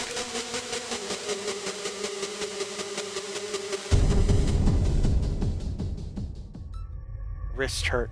My ankles hurt. My neck hurts. Everything hurts. I have to blink a few times to realize my eyes are already open. It's too dark to see anything. I try to move only to feel more pain pierce through my body. The sound of rattling chains echoes across the blackness. I'm chained by my wrists and ankles. My belly aches and my tongue feels like dry leather in my mouth. Hello? Anyone there? Someone, please. Adrenaline burns in my stomach. What was that sound? Was it human? Or something else? Consider calling out again, then think better of it. Whatever that creature was, I don't want to lure it to my presence any more than I already have. I continue to hear strange sounds echoing through the darkness. Sometimes it's a low grumble. Other times the sound of chains scraping against stone, but not mine. I sink back into my chains and wish I could go back to sleep, but it's hopeless. My brain is on fire with anger, regret, and fear. How did it come to this? When did I let my guard down enough to let this happen? Julian, Ridiculous. did you really believe he could fall in love with a human? Flame flickers to life against the wall. Charlotte pulls away her lighter, then saunters over to me. Don't get me wrong. You're quite a catch. Beautiful, brave, nerves of steel. She leans in close, putting her hand against my face, then trailing her nails against my skin. It's stupid. We occupy different levels of the food chain. Any romance between predator and prey is just a fleeting wet dream. I yank my face from her grip and look away, hoping to hide the tears in my eyes. Erica. Oh, poor Erica. You actually started to care for him too, didn't you? In that case, she wraps her hand around my neck, which is already bruised and sore from her previous bite. Why did you hurt him? Charlotte turns towards a strange sound, which seems to come from right behind her. Just awful. Whoops! I forgot to lock the door behind me. She stands and turns. I see the creature behind her. Even though he has the body and face of a human, I still want to call him a creature. He stands in a hunched pose, arms curled like a feral beast. His hair and beard is untrimmed and wild. The worst of all are his eyes, glowing red with more intensity than Julian's ever have. They stretch wide open as he stares at me, the pupils dilating like a cat preparing to pounce. Now, I told you to leave Erica alone, Daddy. Growls and lurches towards me. Only two things stop him. One is Charlotte's hand, grabbing the back of his tattered shirt. The second hindrance is a large pair of chains and balls attached to his ankles. Maybe later you can have her, but Julian's still nursing his ego. If we kill her now, he'll never get over it. She forces him to turn around, then pushes him out the door. He stumbles into the hall, dragging the ball and chains with him. Charlotte sighs, closes the door, and locks it. See what I have to put up with around here? It's like an animal house. Who was... Erica. Oh, please. You're a detective, aren't you? When I called him Daddy, I wasn't being kinky. For once. He saunters back across the room and kneels down next to me. Erica, as I was saying, I can see why Julian fell for you. There's something special about you. Your blood. It was delicious. I stiffen as she leans closer to my neck. Julian tells me you're quite resistant to mind manipulation. I wonder, was he telling the truth? And if so, did his weakness for you simply dampen his influence? Only one way to find out, I suppose. No, please. I'll make you mine. We already have a bond, you and I. It formed when I first drank from you. You feel it? A strange sensation floods my mind. It's as if my consciousness was sitting in a dark room. Curtains open to reveal a stage nearby. Charlotte standing in the middle of it. Now I can see her. She can see me. Not just my body. She can see into my head. It's the bond she was describing. So here's what will happen next. Julian's still recovering from his wound, and eventually he'll work up the strength to come visit you. When that happens, you tell him how to approach this. You shouldn't get angry and stubborn. That aspect of you appeals to him. He's drawn to your strength. No, I need you to be weak. She lifts up my arm, chain and all, and brushes my wrist with her lips. That's right, you're not mad at him. Mad at yourself. You can't believe you didn't figure me out sooner. You're ashamed of your foolishness. You never loved him. You were just seduced by his good looks, charm, and power. But you are nothing compared to him. You're a stick waiting to be fed into his fire. She speaks the words, I can hear their truth. They reverberate through my whole mind, drowning out my own thoughts. I struggle against them, but my efforts are like holding an umbrella to a hurricane. Awful. Yes, you know I'm right. You're weak, helpless, and defeated. You have no purpose anymore. You don't even want to be sheriff anymore. You failed at everything. You'll accept whatever fate we decide for you, because now you know who's really in charge. There are no more laws or institutions. There's no rhyme or reason to anything that happens. Only vampires. Food. I'm not sure when her teeth sinks into my flesh. There might have been a prick, but it's gone so quickly I only feel the resulting pleasure. For a moment I recall when Julian bit me. His presence was warm and comforting. It was authoritative, but it felt good and right, like a conductor guiding his sympathy. This is different. His presence is careless and destructive. She breaks open the dam standing between us, and I feel myself flooding into her. Soon I will drain out completely, and there will be nothing of me left. Yet, as I cling to my own consciousness, I can feel her thoughts separate from mine. She lays them bare as she tries to overwhelm me. I catch glimpses of her memories. I feel waves of her emotions. It's hard to make sense of anything, and I know that I'll forget all of it as soon as I let go. I refuse to let go. I won't, because I know that she is afraid. She fears that Julian truly does love me. No, no, no, no, no! I don't know how many times I say the word. I scream it in my head, then I scream it aloud. No, no, wrong. You're wrong. You are wrong. I hear my own blood splash against the floor as she pulls away from me. Her mouth is bloody, her eyes dazed as she stares at me in shock. I didn't fail. I figured you out, didn't I? I am not prey to Julian. I am his equal, and his feelings for me are genuine. At every step in your plan, Julian has defended me. He guided your decisions so that I wouldn't be harmed. How? You knew this for certain when we fought against Freedom's Dawn. You were manipulating Wagner. You wanted to disband the Order of the Line. But when I interfered, Julian chose to help me. He disrupted your plans and defended the Order. No! Charlotte stands and scurries backwards as if from a striking snake. I can feel the holes she left in my wrist still open and bleed. She made no effort to close them. It's impossible! How could you? She rushes out of the room and slams the door behind her. The clatter of the lock bounces through the darkness of the catacombs. I listen to her retreating footsteps until silence returns. Eventually the torch on the wall fades, and blackness floods back into the room. My mind grows quiet with everything else. I am still bleeding and so tired. I cling to the sensation of victory and fall into a deep slumber. In the utter darkness, I lose track of time, fade in and out of sleep.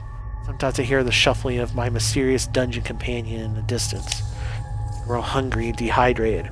A small pail of water sits close enough for me to bend down and drink, but nothing more. Eventually, I lap away the last droplets from the pail.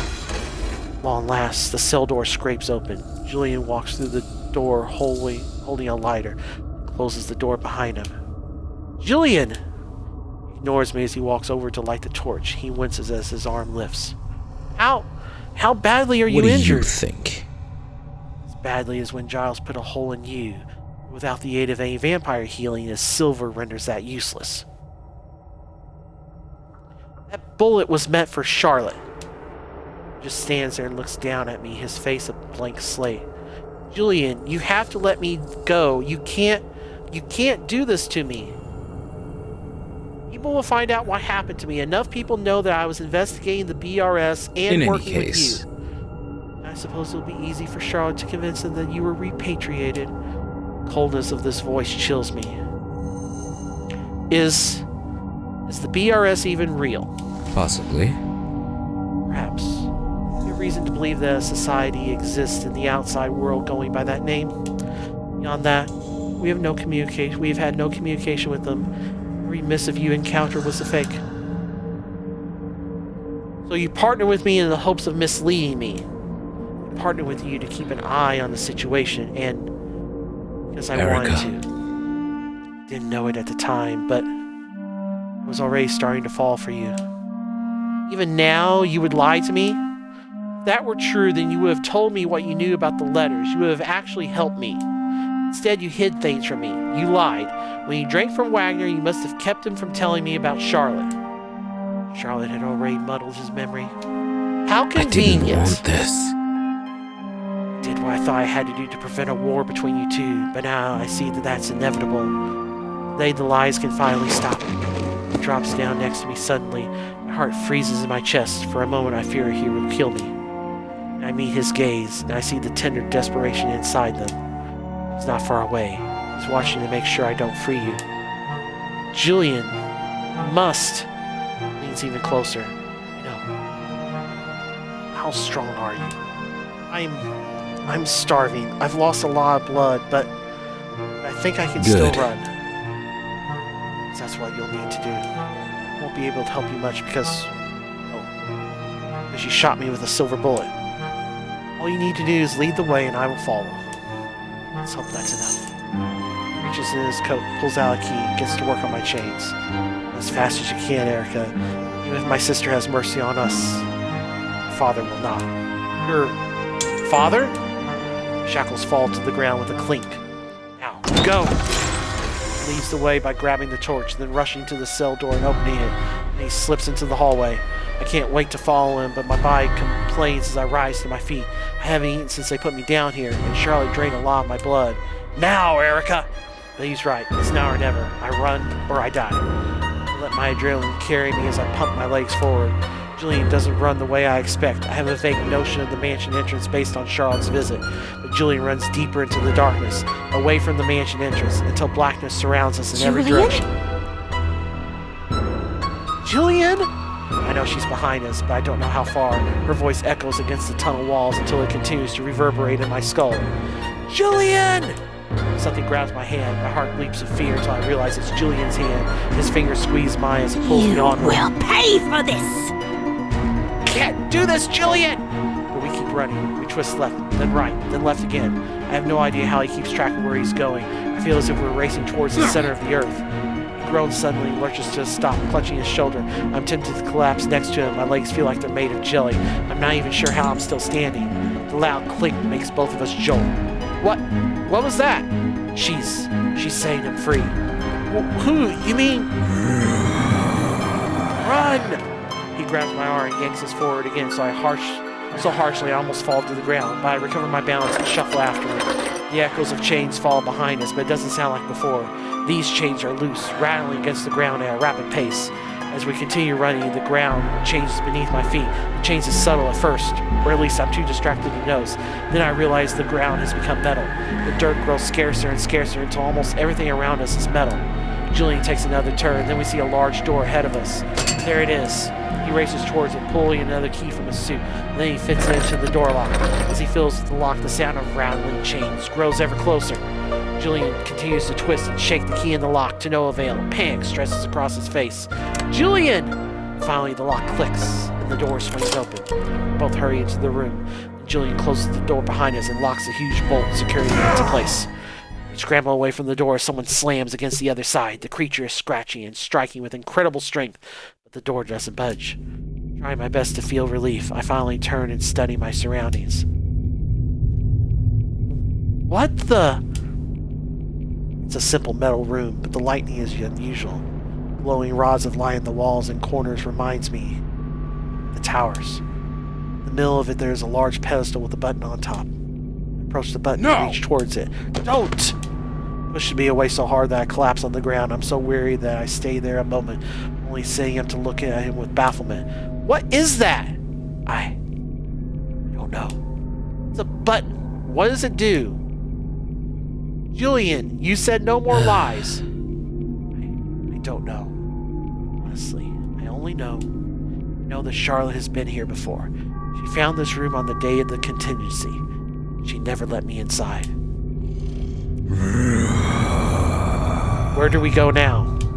He looks around the room. The relief on his face is visible as he approaches the second door, opposite the one we entered. There. A way out. If you've never been here before, how did you know this door would be here? You didn't. You hoped. If I'm right, this leads into the mining tunnels. Once we're in the tunnels, I should be able to find the exit. I want to argue against the madness of his plan, but I see no other option. So at last I nod and climb up to my feet.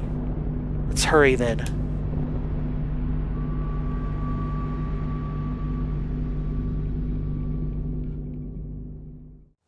Everything becomes a dark, painful blur as Julian and I drag ourselves onward. He continues to lead. I continue to follow. Once again, I lose track of time. I think that ever since imprisonment, my mind has gotten better at disassociating. My body is like a bag of bricks I'm dragging with the sheer strength of my will, but finally, I emerge outside and warm sunlight washes over my skin. Even as I gasp in relief, Julian groans and crouches behind me. After a moment, I realize he's hiding in my shadow. Are you alright? I'll live. We need to find shelter. Look around in a daze. Where are we now? There's an empty farmstead nearby. It used to belong to Officer Simmons.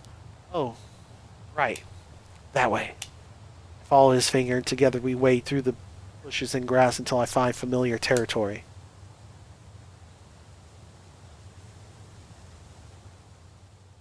Once we're in the house, I search desperately for something to eat. I find some canned beans, rip one open, and eat ravenously. Julian, however, just collapses on the couch and stares up at the ceiling. Would you like some beans? Thank you. If your wound is like a human's, maybe human food would help it heal? If you say so. Fine. We'll give it a try. Bring him a can, then pretend not to watch as he struggles to eat it. I bear the silence for as long as I can, which is not very long. That man, that thing, he's your father? Possibly. Julian. Used to be. So it would seem. So it would seem? Must we do this right now? I'm trying to eat this disgusting mush. I'm trying to understand how the head of the Battelle family has been secretly living underground for hell knows how long, and he's also a ravenous vampire. I've heard of Gustave Battelle. How could I not? He established the mines. He helped build this town. My understanding was that he and his wife moved to France when the mines closed, and that's where he stayed until the contingency struck. That's one version of events, yes. I still cling to those memories. He visited the Christmas before last with Mom and a little dog named Luke at his side. Brought us the finest wines and chocolates from France. I remember how slowly the chocolates melted on my tongue. You like chocolate? I did.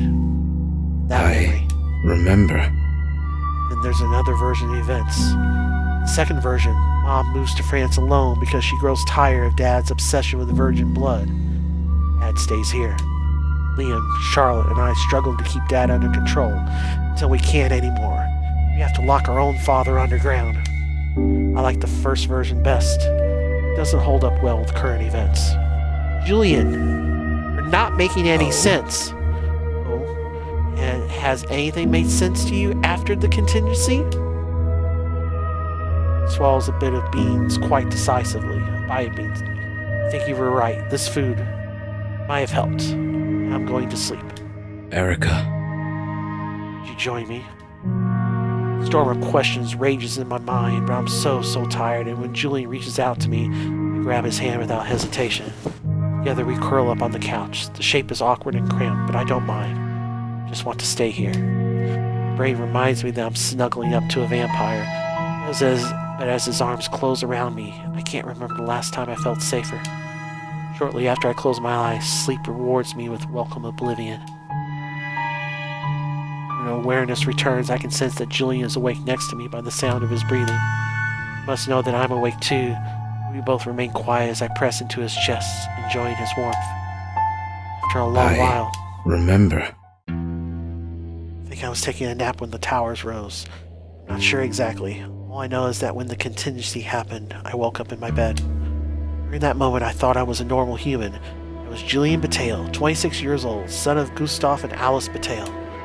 In the Mean Rich, we were all normal human beings, along with my siblings, Charlotte and Liam. I awoke from a dream that felt incredibly real. In that dream, I was a vampire, as was most of my family, as we had always been. The dream disturbed me. I remembered killing people. I remember Charlotte and Dad killing even more people. It was all bloody and horrific. I considered it a nightmare. I walked to the window. I saw the towers. I watched the storm. I could feel that something was different. Charlotte came into my room and threw her arms around me. She was shaking. She was even crying. She buried her head against my chest. Said, "I'm sorry. It's my fault. Nothing will ever be the same again." And somehow, in that moment, I knew that my nightmare had become real. We're vampires. Memories of being human were a distant dream. I wonder if you were the only person in Bataille asleep when the towers rose. Don't know. Doesn't matter. It could be a clue as to how the contingency affected our minds. It's like how some people remember Lucius Christ and the rest of us remember Jesus. Where does this clue lead us? I don't think we can rationalize this, Erica. It is useless to try. Is that why you believe in a higher power? What do you think? Now, should I believe? Should I accept Wagner's theories about Chinese or Russian spies planning the towers? No, thank you. Whoever did this, it was a higher power beyond our comprehension. In this reality, vampires exist. Perhaps angels and demons do as well. Who can say what else exists? Charlotte told you it was her fault. Do you think she meant that? Charlotte is egotistical. I'm sure she gave herself too much credit. Didn't ask her to explain. Knew that she wouldn't, so I didn't bother. Julian! I know my sister. She wouldn't have told me. Chill comes over me suddenly. I move off the couch and stand up, facing away from him. After a moment, he rises to join me. I'm so sorry for what she did to you. You lied to me for a long time. I'm not sure sorry is enough. You turned against Charlotte to rescue you. You also took a bullet for her. This could have been another ruse, a plan to trick me. It isn't. Well, I need more. I need to understand everything. So, do all the memories of your vampire dream match this reality, or was anything else different? I can't make sense of it. It's hard to say. Sometimes when I examine them too closely, the memories become harder to recall. I'll have to do better than that. As far as I can tell, yes. This reality matches my nightmare in every detail. So in this version, your whole family was always vampires. Your father was. Mother Alice was human when she bore me and Charlotte. Dad converted her later, but she became unhappy. Liam, he has always been a vampire, as far as I can recall. Remember. Strange, because Dad hated other vampires. He and Alice chose to adopt one anyway. Remember the day he came into our lives. We children were 5 years old. Liam was very friendly, even then. He joined us at the table and drank blood with us. It didn't seem strange to him. It was just as it should be. How many more vampires exist beyond Bataille? I don't know. I don't even know if the memories are real, but if they are, Dad wanted nothing to do with other vampires. He never explained more, and he told us to avoid them at all costs. So, you don't know about any more vampires, how they started, their habits and practices. I have no idea. I don't think Dad did either, but if so, he told us nothing. Tell me more about Gustave. He seemed more animal than human. What happened to him? Things were different. He and Mom used to hunt together. It started as a source of joy and romance between them, but gradually, something changed. I would hear them arguing sometimes. Mom accused him of killing too many people, especially people who were too young. Well, I understand. He became obsessed with drinking blood from virgins on the edge of adulthood. It's awful. His obsession kept growing. He would sneak out on his own and return soaked in blood. He was also incredibly strong. None of us could stand up to him. Mom had enough. She wanted to leave. She tried to take us children with her, but Dad wouldn't let her. They fought. Sense of shaking. It takes a few shuddering breaths before continuing. Eventually, Dad said she could take Liam. I know Liam wanted to go with her, but he decided to stay. I think he felt obligated to help Charlotte and I control Dad. In any case, After Mom left, Dad only got worse. After a wild killing spree that attracted the police, even Charlotte agreed that it was time to stop him. It took all three of us to apprehend Dad. We managed to shackle him underground. We hoped that if we controlled his fiend for a while, he might return to normal. The longer Dad went without food, the worse he got. He seemed to lose all of his humanity until... saw. Every once in a while, we let him feed. Afterwards, he regains a brief sense of clarity and almost talks to the man he used to be. During that clarity, he also goes angry with us for trapping him. His hunger returns. The cycle continues. I'm sorry you had to do that to your own father. You made the right decision. Tell me the truth about Jessica and Gary. What really happened to them? Julian, if you hide this from me for a moment longer, we're finished. Dad killed them. I'm sorry. It was an accident. We were feeding him samples from the blood bank. He became coherent enough to convince us to release his shackles. And he ran off. Charlotte found him in the cabin with 2 corpses. Bodies were Jessica and Gary. Charlotte. Charlotte was lucky enough to find him sleeping. He must have still been drunk off their blood. She was able to put the shackles on before he awoke. After that, well, you know the story. He planned the layers from the BRS to trick you. He used Maddie to help mislead you. I think there's more to the story than that. Jessica was researching the train. She also had a book about vampires at the cabin. You say it was an accident that Gustave just happened to break free and kill her. There had to be some motive behind it. Jessica was causing you trouble. It was an accident that happened to work in my favor, but still an accident. I was dealing with her. The only connection is that Jessica visited our mansion so many times, Dad caught her sick. He desperately wanted to feed on her. I think that's why he broke free and went to the cabin in the first place. Then you just covered it up. What should I have done instead? Handed over my father in shackles? Could you imagine the chaos? You're not even sorry for what you did? I didn't want this. I'm only sorry that it took us so long to trust each other. Now, you know the truth. Now we can figure out what to do together. Does Liam know about all this too? Not all of it. Why not? Well, I think he prefers it that way. You ask him to help, and he does. He rarely asks questions. I've given you a lot to think about. Perhaps you'd like some time alone. I don't know. Julian, if Charlotte really set your father free, there's no telling what he will do. If we're lucky, he's still trapped in those tunnels. If not, he could be murdering people as we speak. Both wounded. There's nothing we can do right now other than rest and recuperate. Stars, I'm going to take a shower. Turns to go. Julian, wait. Yes. You said Gustave turned your mother into a vampire. How is that done? It requires an exchange of blood. I see. Once a person is converted, they become as strong as you? I think so. You don't know? Mother is the only example I know. Charlotte, Liam, and I were all born vampires. Mother is very strong. I'm sure that you would be even stronger. Choice is yours. Walks away. I remain staring at the carpet, my mind spinning. I always assumed vampires were evil by nature.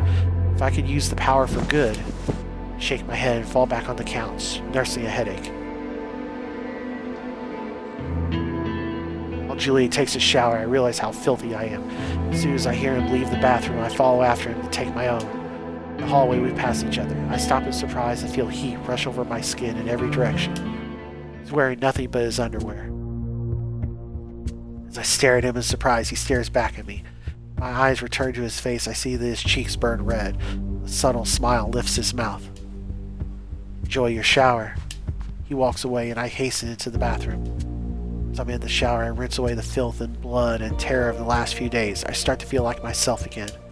I cannot get rid of the sensation I felt in the hallway. The warmth in my body keeps growing, and thinking about it only makes it worse. I recall the curves of Julian's body and the shining glow of his skin as the water rushes over me. I imagine him touching me instead. I also think about Julian's power. He can reach into people's minds. He can move as fast as a bullet. I doubt I've even witnessed the limits of his strength. Is he evil just because he must drink blood to survive? Do all vampires end up like Gustave eventually? Or is he the exception?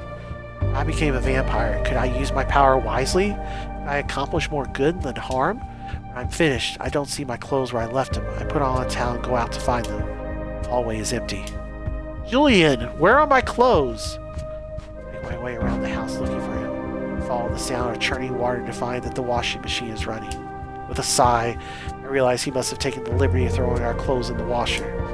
I make my way to the bedroom, wondering if I can wear the clothes of its previous occupants. I find Julian on the bed, still unclothed. His eyes are closed, his body unmoving. Julian? He doesn't respond. Julian! Without thinking, I rush to the bed and sit down to nudge him. As soon as I touch him, he stirs and looks up. One word, he seems to switch from sleepy to awake. His eyes travel from my face to my body. I realize I'm still only wrapped with a towel, and it slid down when I rushed to the bed. My cheeks burn as I shift to adjust it. Never mind. I was worried when I saw you not moving. You seem just fine. I start to get up, and his hand falls gently on my arm, guiding me I'm back so down. tired. This wound. It's fucking horrible. I'm sorry. I know what that feels like. Is there anything I can do I to don't help? know. Normally, drinking blood would help me heal quickly, but I don't think this wound is normal for me. Perhaps I'll eat more human food later. His hand stays against my arm, brushing it Either gently. way, your presence helps me forget the pain. Have you thought any more about what we discussed? Do you wish to become a vampire? My heart quickens in my chest. I look away, my tongue a I block don't in my want to mouth. pressure you. If you wish to remain human, I understand. I will stand by your side and fight with you, either way. But if you wish to become a vampire, you should do it now, while we're resting. You'll need a couple of days before the changes take effect. After that, you'll need even more time to adjust to. So tell me, what do you want?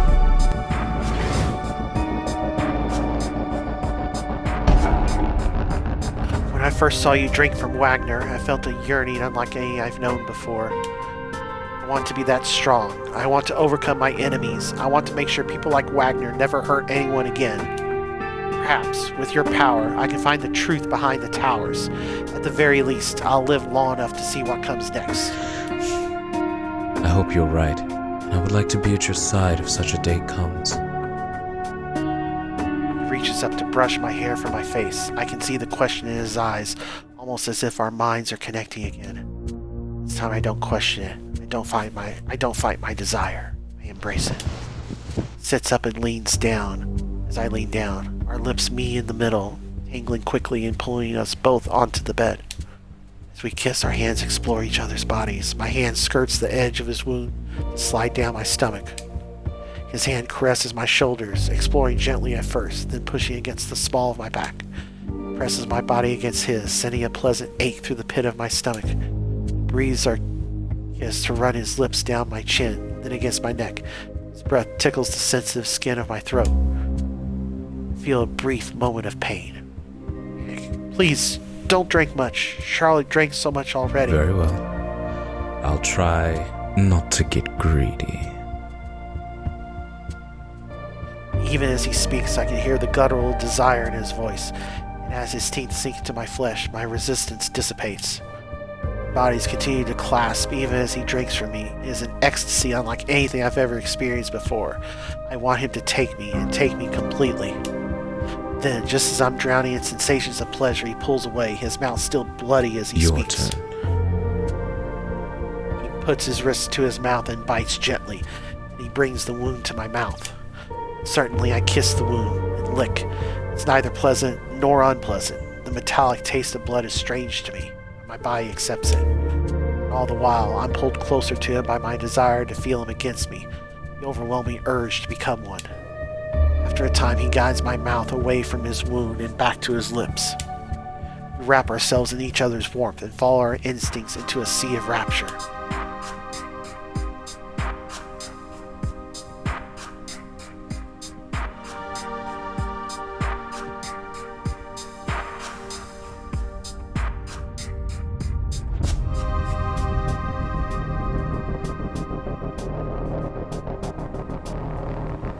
spend the next couple of days resting and comforting one another. Though I'm scared of the future and physically recovering, in other ways I experience a happiness unlike any I've known before. Whatever happens next, I'll have Julian beside me, and this fact alone brings me comfort. Continue eating human food. Meanwhile, I feel a new hunger growing. It scares and excites me at the same time. My stomach gets upset after eating what must be my 6th can of beans. Julian finds me hunched over, holding my Think stomach. this through. Another day or so, beans won't be enough for you. Liam told me that vampires can survive on human food. For long. Besides, I question the reliability of that information. As I mentioned, we don't know much about other vampires, and Liam might have stretched the truth to make you feel better. Either way, you must drink human blood soon to complete your transition. Yes, well, until then, I probably just need to find something other than beans. Anyone would get sick eating them as often as I have lately. Find a box of old crackers and start eating. Silence between us is filled by the crunching of stale grains, until finally, before dawn, we go back into town. So soon? Waited long enough. Gustave might be there killing people as we speak. I shudder to think of what control Charlotte is grabbing in my absence. We won't wait any You longer. have interesting ideas. Why dawn? I'd rather not move around in daylight unless necessary. Soon you'll appreciate that sentiment as well. Gustave and Charlotte will be stronger at night too. We'll be able to move around more freely during the day. Besides, we should go to the precinct while Maddie and maybe Mayor Ward are around. They can bring us up to speed. Maybe we can all work together. Madeline hates me. I can feel her hatred when I'm near her. It's very unpleasant. Hopefully she'll learn to see the good in you. Until then, you'll just have to endure. You should free Liam, if Charlotte hasn't already. You think she'll set him free? She'll recruit anyone she can to her side. You think Liam would help her? I'm not sure. I suspect his freedom would be a strong motivation, which is why I'd like to get to him first. Liam accepted imprisonment willingly. Yes, and then he grew tired of it. You must understand something about Liam. He is moody. Liam clings to a desperate hope that everyone can learn to get along with each other, even vampires and humans. Sometimes he does foolish things in such naivety. That's not naivety. I share that hope too. I hope you're both right. In the meantime, let's be realistic. Charlotte and my father will keep killing people for as long as they're allowed. I guess we'll have to stop them.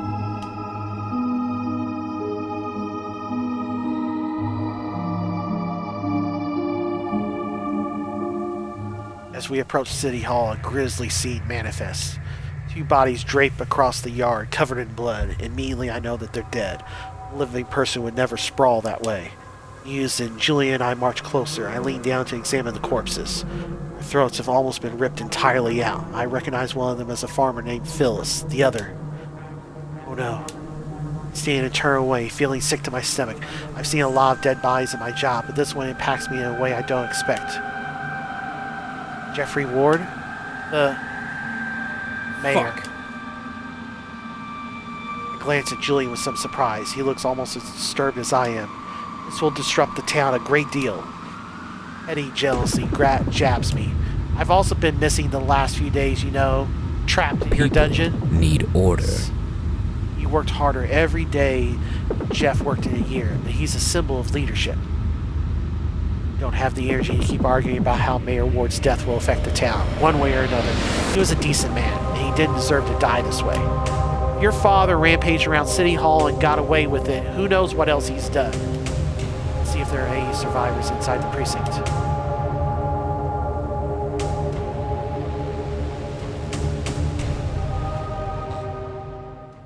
First, City Hall looks abandoned. My only relief is that it doesn't look ransacked, so Gustave must not have come inside. Liam isn't in his cell. The door is unlocked and intact. There are no signs it was forced. Did Charlotte help him escape? Somber, I walk over to my desk and slide down into my chair. Well, I guess it was foolish to hope that anyone would still be here.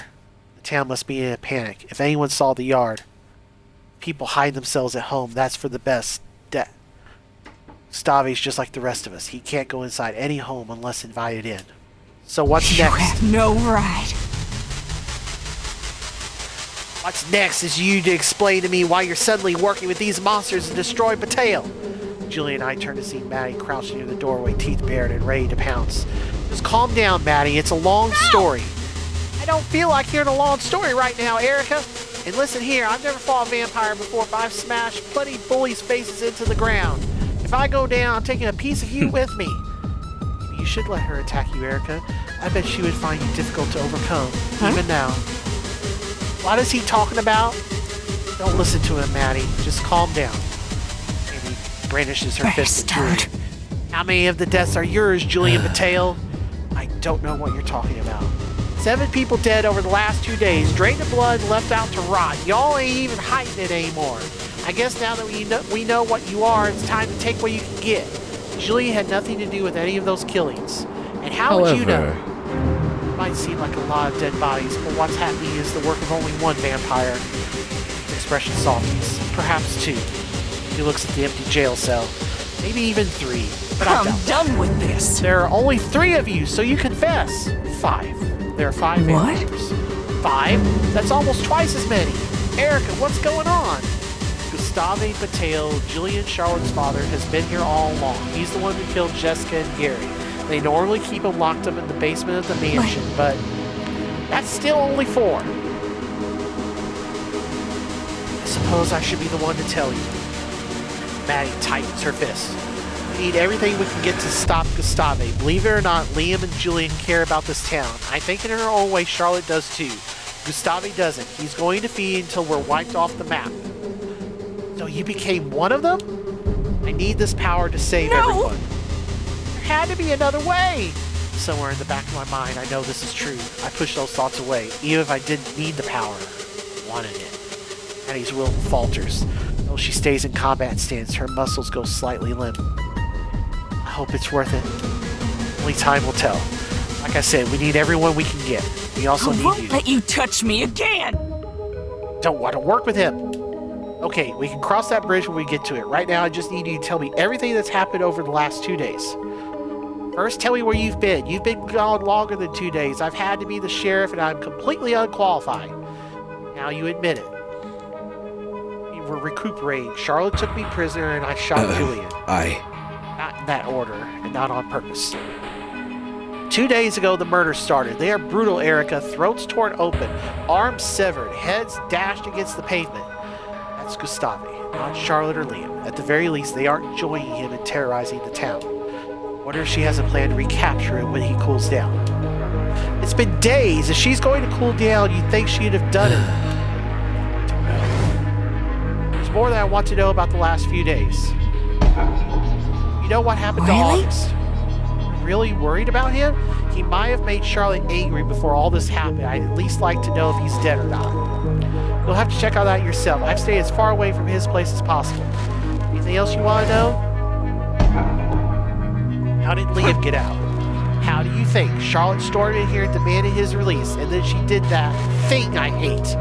She glares at Julian intently. I didn't really have a choice. Did she bite you? No, but I know she would have even if I'd given a hint of resistance. I just gave her the keys. Let's be honest, that whole situation is a bit above my pay grade. You did the right thing. Depending on how angry she still is, she might have done a lot worse than bite you. So Liam is free along with everything else that's going wrong. Any other questions? Not Mayor Ward. Looked like he died less than a day ago. They'd estimate 10 hours. And I give Julian uncomfortable looks. He clears his throat. More or less. Yes, I found him and Phyllis when I got here this morning. You just left him there where everyone can see? Much. I started to move him, and then I'm not trained for this sort of thing. Sorry you had to see that, Adam. Rick and I would move the bodies ourselves, but we needed to focus on capturing the man, the creature that did this. The task is hard on your mind. I can help. Tan moves towards her ever so slightly. She flinches and lifts her fist again. Let you touch me again! Don't you dare! I'll do it, okay? I'll move the bodies. What else do you want from me then? That's all I need for now. Though I'd ask you again to join us. Fuck off, vampire. What did I just say? I don't want anything to do with him. Will I ever be able to apologize enough? Probably not. Will you at least coordinate with us? We're going to go out and try to figure out what's going on. Okay, give me a sec, guys. I gotta go blow my nose. Hold on a second.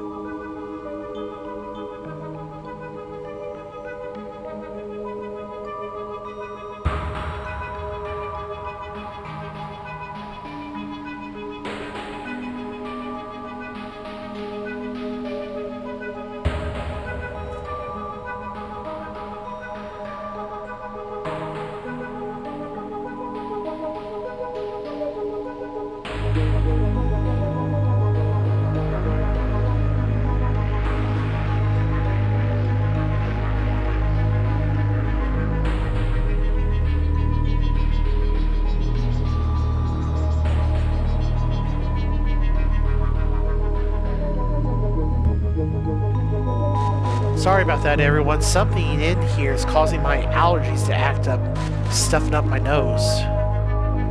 I'll take a radio. If you hear anything, we'll go check it out. If we need you to contact anyone else, you can do it from here. Does that work for you? I'm trying to save Mateo, Maddie. Just you keep the radio. Don't give it to Julian. That works for us. I'll let you know if we find anything.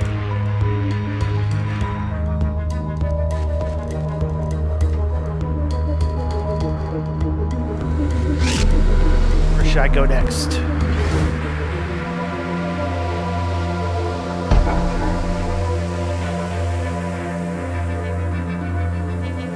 Erica. Erica, you're alive. August, you're still with him. Thought I was dead? Erica, you disappeared after our dinner at the Patel mansion. It was a logical assumption.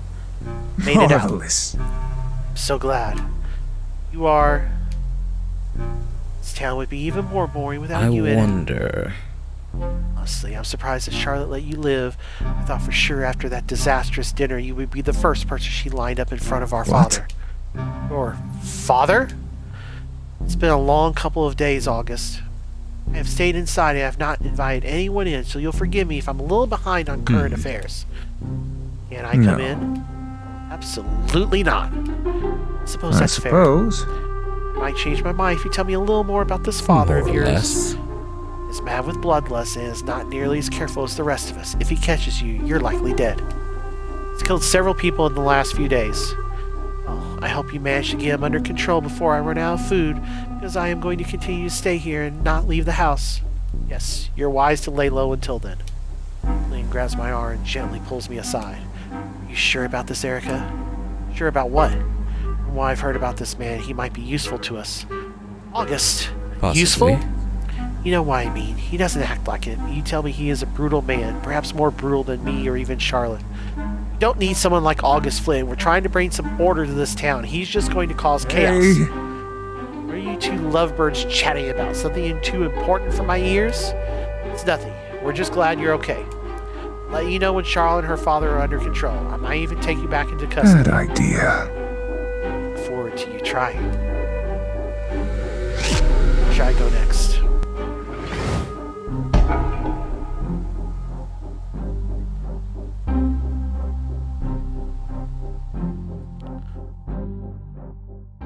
When I knock on the door, I almost hope Stacy isn't home. She would never approve of what I've done to myself. The door starts to open, I panic. Will I even be able to enter the house? I was invited before, but will I need to be invited again? Fears disappear when Stacy appears, eyes wide, and rushes out to embrace me. Praise be. You were really that That's worried? awful. Of course I was. You've been gone for days, and with everything that's been going on in town, I've been praying so hard for you, and it looks like God heard that one. Yes, well, make sure you stay inside and don't invite anyone inside, especially not Charlotte Bateo, Liam Bateo, or a feral-looking old man. Oh, but this old man, what if he really needs just a helping hand? I resist the urge to slap my own forehead. Even God would not want you to help this old man, Stacy. Just trust me on that. You insist. And Julian, are you still with him? Julian clears his throat. Apparently in her excitement, Stacy didn't even notice that he was there in the narrow shadow of the house, shielding himself from the sun. I'm right here. You can trust Julian. He's on my side. Well, Julian, you're isolated from your own family right now. I'm so sorry. How about? Where have you two been? I went to the Patel mansion. I've made Charlotte very angry. It's a long story. Are you okay? Let's just say I'm better than expected based on everything that happened. Is it true? I heard several people have been killed around town. Do you know I anything didn't about that? want this. It's my father. Charlotte let him loose on the town. He's not particularly well socialized anymore. I don't mean he's the one I killing won't folks. allow it. Eric and I plan on stopping him by any means necessary because I fear he is capable of destroying this entire town. Oh, Lord have I'll mercy. do whatever I can. You need help from me? I don't think so. Julian, that's Think a little this rude. through. Just don't want her to get hurt, which I suspect would be the result if she comes with us. Julian's probably right, What? you know. No, but this is my hometown. I want to do something other than just pray. You've never invite any of the Batales other than Julian inside this house, right? I don't think so. Keep it that way. We'll be able to use this place as a safe house.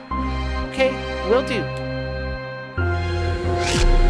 Should I go next?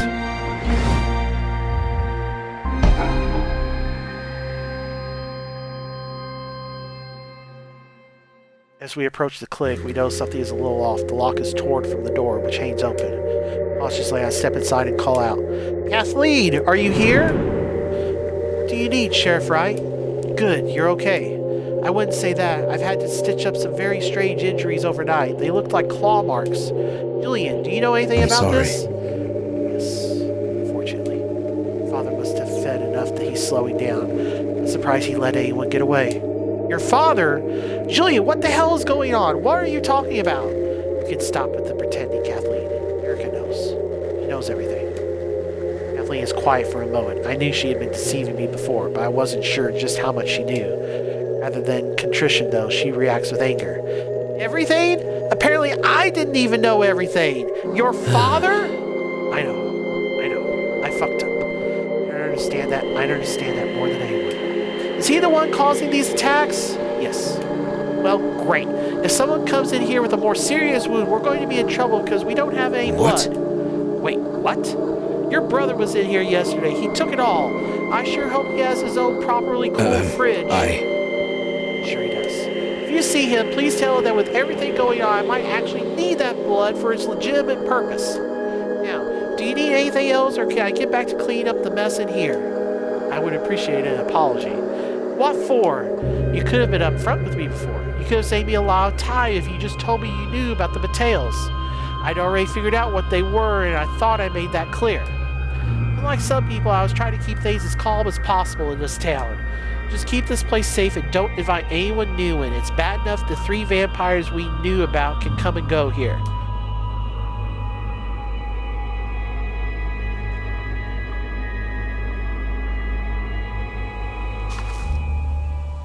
Suddenly, I hear a suspicious noise behind me. I spin and draw my gun, ready to fire one of the few civil bullets I have left. I expect Gustave or even Charlotte, but instead, Liam freezes, surprised that I was able to catch him before he caught me.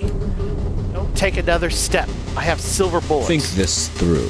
She's not lying, and they do hurt quite a bit. Julian! I'm not here to hurt you. I think Charlotte wants to hurt you, but that's not what I want. So don't make me do it. Okay, so if you're not here to hurt me, why did you sneak up on me? Liam and Julian exchange wary glances. I remember the argument they had back at the precinct. I just wanted to see what you were doing. Why are you out here? Don't you know what's going on? We should discuss this further. I know exactly what's going on. Of course you know, Jules. You've seen this sort of shit before. Too many times. Charlotte's very angry, but Charlotte's been angry before. Dad is out of control, but Dad has been out of control before too. And how did you deal with it last time? Wait, let me think. Don't tell me. It's on the tip of my tongue. Oh, right. I remember you said, hey, how about we lock up this crazy vampire in the dungeon and try to forget he exists? I guess that didn't work out so well. I guess that didn't work out so well for us now, Things did it? were different. Take some responsibility for what happened. Now I want to fix it. Our hope is to find our father in the daytime and find some way to deal with him. I already have a plan, all right? I'll take care of it. Does your plan involve killing him? No way. You actually want to kill him? That's right. Liam stares long and hard at Julian, eyes narrowly. Jules, you want him dead? I didn't want this. Want isn't the word I would use, but I believe it's our only solution to this problem. Too bad I gave up making a time machine that I'd put you in it, send you back, and we all could have killed him 10 fucking years ago! Duh. Which I suggested, by the way, but you and Charlotte didn't want that. No, you thought we could just lock him away and forget about him. Well, I never forgot, so I've been his jailer ever since. Sorry about that. If I could build a time machine, maybe I'd agree. We're stuck with our mistakes. Now I understand that killing him is the only solution. Your father has killed several people, Liam. We have to stop the violence. We want to stop the violence by killing someone. The cycle never ends. I won't allow it. End it this time, for good. I already have a plan. Once he drinks enough blood, he'll start to regain his senses. We can talk to him. We've convinced him to let us imprison him That would before. be a mistake. Yes, and he's convinced us to release him too. Well, we learned our lesson about that. He's learned a lesson too. I think this time his more bestial side is being careful. He's not fully satiating himself. He remembers that the safest way to stay free is to feed intermittently. He isn't getting full enough to regain his senses or fall asleep. Oh, this sounds like a plan, Liam. Stole all the blood from the clinic. I've got it in a refrigerated truck out near the dollar store. He can control himself after he kills because he can only get so much blood from one body, but he'll never be able to resist drinking his fill from these. That's when we talk to him, or if he falls asleep again, we sneak up on like last time and do what we have to do. Possibly. Is that true? If he's been spacing out his kills, he might be able to avoid reverting to a more docile form. However, with all the blood that's been stored in the clinic, that will likely placiate him, and it's very possible he won't be able to stop with just a few bags if they're all in front of him. Then what? I suggest the silver bullets. What? Julian, are you sure you want to kill him? For Stop. good. I already said so, didn't I? Why are you belaboring the issue? I thought you of all people would be the happiest to see him I'm dead. hurt too. If you'd asked me to kill him years ago, I wouldn't have hesitated, but now we've spent so many years trying to hide him away, hoping he would get better. I guess I held on to that hope for too long, and I'm so tired of seeing people die. We already waited too long. Now we need one death to prevent more. What about Charlotte? She's the one who said I'm free this time. Charlotte was very mad at me. By now she should have cooled off. She's smart enough to know this can't continue too. Are you sure about that? No. However, As long as we do this during the daytime, we'll have advantage against her at least. She hates the sun even more than me. Well, if you say Right so. then. Really doing this? Both nod. Let's go get the truck.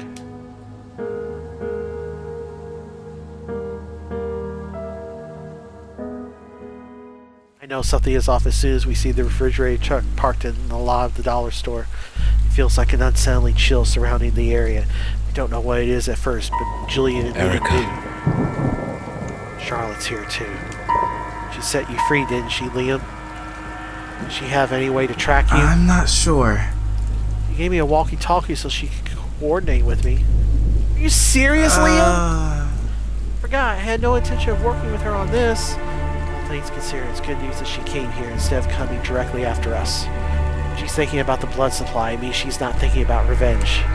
So I what's can the help. plan? Let me talk to her. No one knows her better than I do. And I can get her to calm down and realize the gravity of her Totally mistake. agree. Yeah, maybe we could solve this without violence after all. Possibly. Charlotte? Maybe.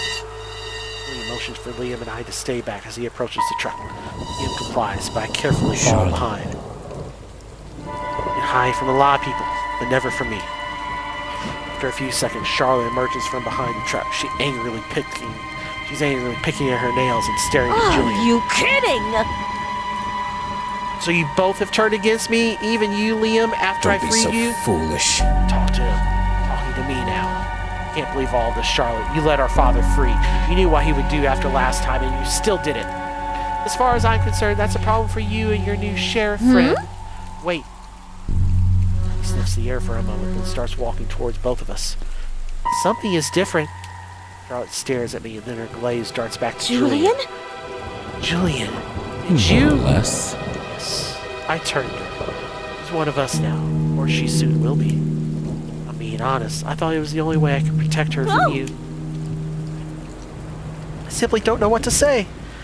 Never expected this kind of irresponsible and treacherous behavior from you. You were supposed to be mine, all mine, and then you went off and made another for Think yourself. this through. Didn't make her for myself. The more we fought, the more all this has been going on, I realized that Erica and I are equals. She didn't just back down in front of me. She didn't back down in front of you either. I remember. That's why it's all the more unbelievable that you did this. You knew I wouldn't approve. You knew I'd be furious. You knew that I could cut you out of my life forever, and yet you still did it. Whatever you're going to do it to me, not her. Wait until we deal with Gustave. Oh, I think in the back of my head, I do believe I should punish you. That would be boring. So dreadfully boring. How fun. Because all of this is so incredibly exciting in comparison. I've never seen you stand up to me like this before. I loved how you were before, but this might be even better. Don't do it again. I might actually get mad then, but I like your choice. She's excited too. I.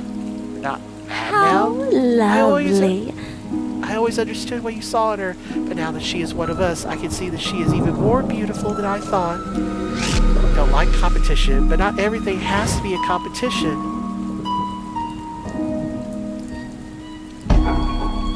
I'm confused, but I decide not to step in. I'll let them resolve this together. Julian's probably right that she responds better to I him. don't follow.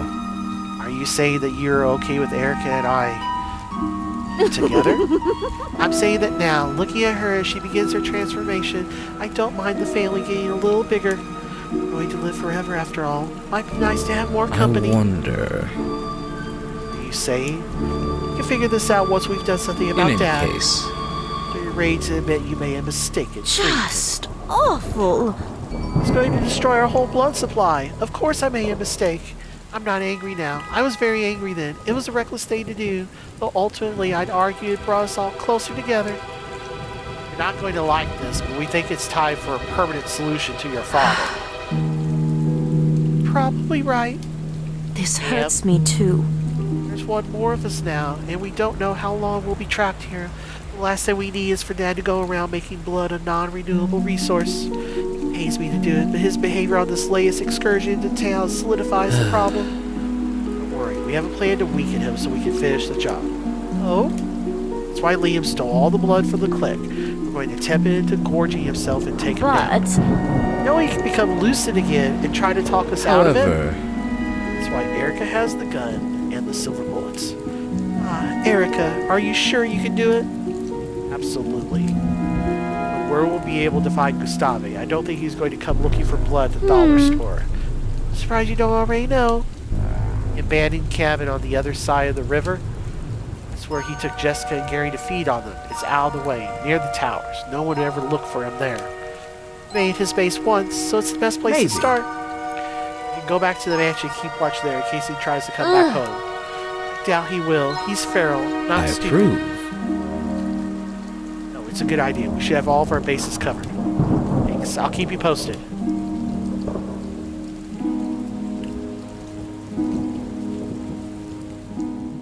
Three of us get into the truck and begin a slow drive to the abandoned cabin. Julian and Shara are uncharacteristically quiet for the first few minutes. why did you until- let him off so easy? What do you mean? Liam, we could have used his help. Liam even said that he wanted to kill him years ago. I think we've dirtied his hands enough, don't you? You've grown soft. Maybe I'm just hardened to different things. Are you teasing me? I'm right here. I know. Please try and stay focused, Charlotte. Even if everything goes according to plan, this is going to be very difficult. We go quiet again until we arrive at the cabin. Julian parks the truck in the driveway and throws open the doors to the refrigerated compartment in the back. Maybe I should have asked this before, but does blood go bad? We're just leaving the truck open like That that. blood And is probably looking pretty good, isn't it? Afraid there won't be enough for you after we're done? that's not all what I was asking. Don't worry, it is still edible, even after it isn't usable for transfusions. It will last a few hours. If Gustav is anywhere near here, he'll smell it as it starts to warm. You'll get the scent too, Erica. I hope you can resist. I'm pretty confident that I can. I don't smell anything Just wait. yet. I know that the blood in the truck isn't the only thing Gustave will be able to sense. On some level, I suspect he'll know that we're here. Three of us remain quiet as we wait. We don't want to draw any more attention to ourselves. We want Gustave focused entirely on the truck. Hard to read the tension between Julian and Charlotte. She is clearly unhappy with him, but it's nowhere near the rage she felt before. It takes at least an hour, but then I hear a rustling in the trees nearby. The first part of the plan plays out just like Liam wrote it up. Shambling from the nearby woods, Gustave approaches the truck. He awkwardly hauls himself up into the back and begins to ravenously drink from the variety of blood packets. First, he moves like no living creature I've ever seen. His motions are erratic and asymmetric, almost dizzy in their internal consistency. But the more he drinks, the more he looks human. After a few minutes, his shoulders slump and his spine straightens. His arms stop trembling and his legs steady his twisted frame. This is our chance. His senses will be dulled and his strength restrained. Now is the time to take the shot. I reach for my gun and I ready myself, but I'm not sure I can do it. Gorged on blood in the heat of the late afternoon sun, Gustavi is nothing but an unarmed man. I'm not sure I can just shoot an unarmed man. That's not the thing that really stays my hand. He knows about the mines. What are you waiting for? They were closed before either of you were even teenagers. He saw them when they were open. Anything built down there in the last 50 years was done with his knowledge. If he's lucid, he can tell us about the towers. I've got to be kidding! If we're going to kill him, this is my one chance to ask him anything about what happened to It Mateo. doesn't matter, especially if you're dead because you hesitated. When was the last time he was lucid? When he convinced us to let him go? What about before that? What's your point? It was before the towers rose. Erica's right. We need to talk to him. We need to figure out what he knows. It might be our last chance. It's a terrible idea. But I'll be here if you need me. I'd hate for something to happen to Erica before I have a little fun with what she's become. I carefully approach Gustavi as he continues to gorge himself. If I understand what Liam has told us correctly, he'll eventually drink so much that he passes out. I need to talk to him before Gustav. that can happen. Dad. Gustav stops feeding. I ready my hand on my gun again, but he doesn't attack. Instead, he just turns around to face us. He doesn't look like the monster I glimpsed earlier. His feral features have recessed back into his body, though his form is still somewhat strange and unsettling. Julian, I'm so sorry. I've heard that before. Gustav takes a step towards us. I draw my gun. As curious as I am, I won't take any chances right now. Hold her right there, Mr. Mateo. I think I'm afraid of a little gun like that. It's loaded with silver bullets. Ah, so it has come to that already. Time to take me back into your dungeon, let me get wild again, and imprison me until one of you has some foolish reason to let me go. Quite frankly, I'm glad you were raised by the help. If I'd done it myself, I'd be disappointed in myself. Shut up! What is this about, Julian? Either put the shackles back on me, shoot me, or let me walk away. We have questions for you. And you are? Wait. Julian, you haven't added a new member to our family, have you? That's none of your business. It isn't.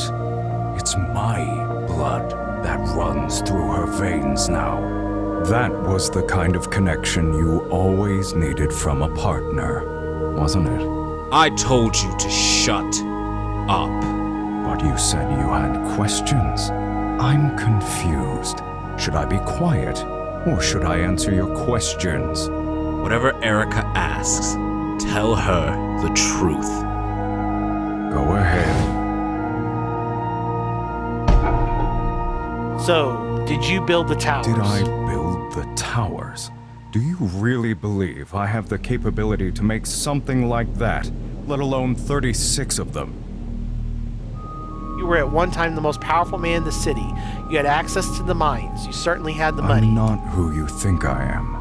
I inherited a dying business from my father, and I did everything I could to use what I still had to secure a comfortable future for my family. I didn't have the time or resources for such a strange vanity project, nor the technical know-how to make something so strange. You had nothing to do with them. Surely you know something about where they came from. I know though. that they are protecting the people here, giving my children a safe population of people to feed on. You were right to ask, though. I understand why you would. Perhaps my father or grandfather is responsible, with some arcane knowledge that has been lost to time. Did you ever see them before the contingency? Were they somewhere down in the I earth? never actually went in the mines. Why would I? I could pay people to do that for me. If any of them saw the towers, they never told me. It seems very implausible this is all you know. I have no reason to lie to you about this. If you have silver bullets, I am fairly sure that one of us is not making it out of this moment alive. Now, is there anything else you would like to know? How How do we get out of Battail? Out. Why would you want to get out? I don't know about you, but I'd rather not be trapped You here. have no idea what's out there. You? I told you to answer her. Truthfully. The world is changing. You have everything you need to live out your life here. There's fresh water from the river. Anything you can't farm, the train brings every week. If you don't know what is happening outside the towers, the safe thing is just to stay here. You're dodging the question, what is happening outside the towers? Something that is so terrible that it requires towers. Other than that, your guess is as good as mine. Answer is the same as Freedom's Dawn. I refuse to believe that you're so ignorant. You just trust that the towers are here for a good reason. You don't even question I it? suppose I don't. Want to know anything else?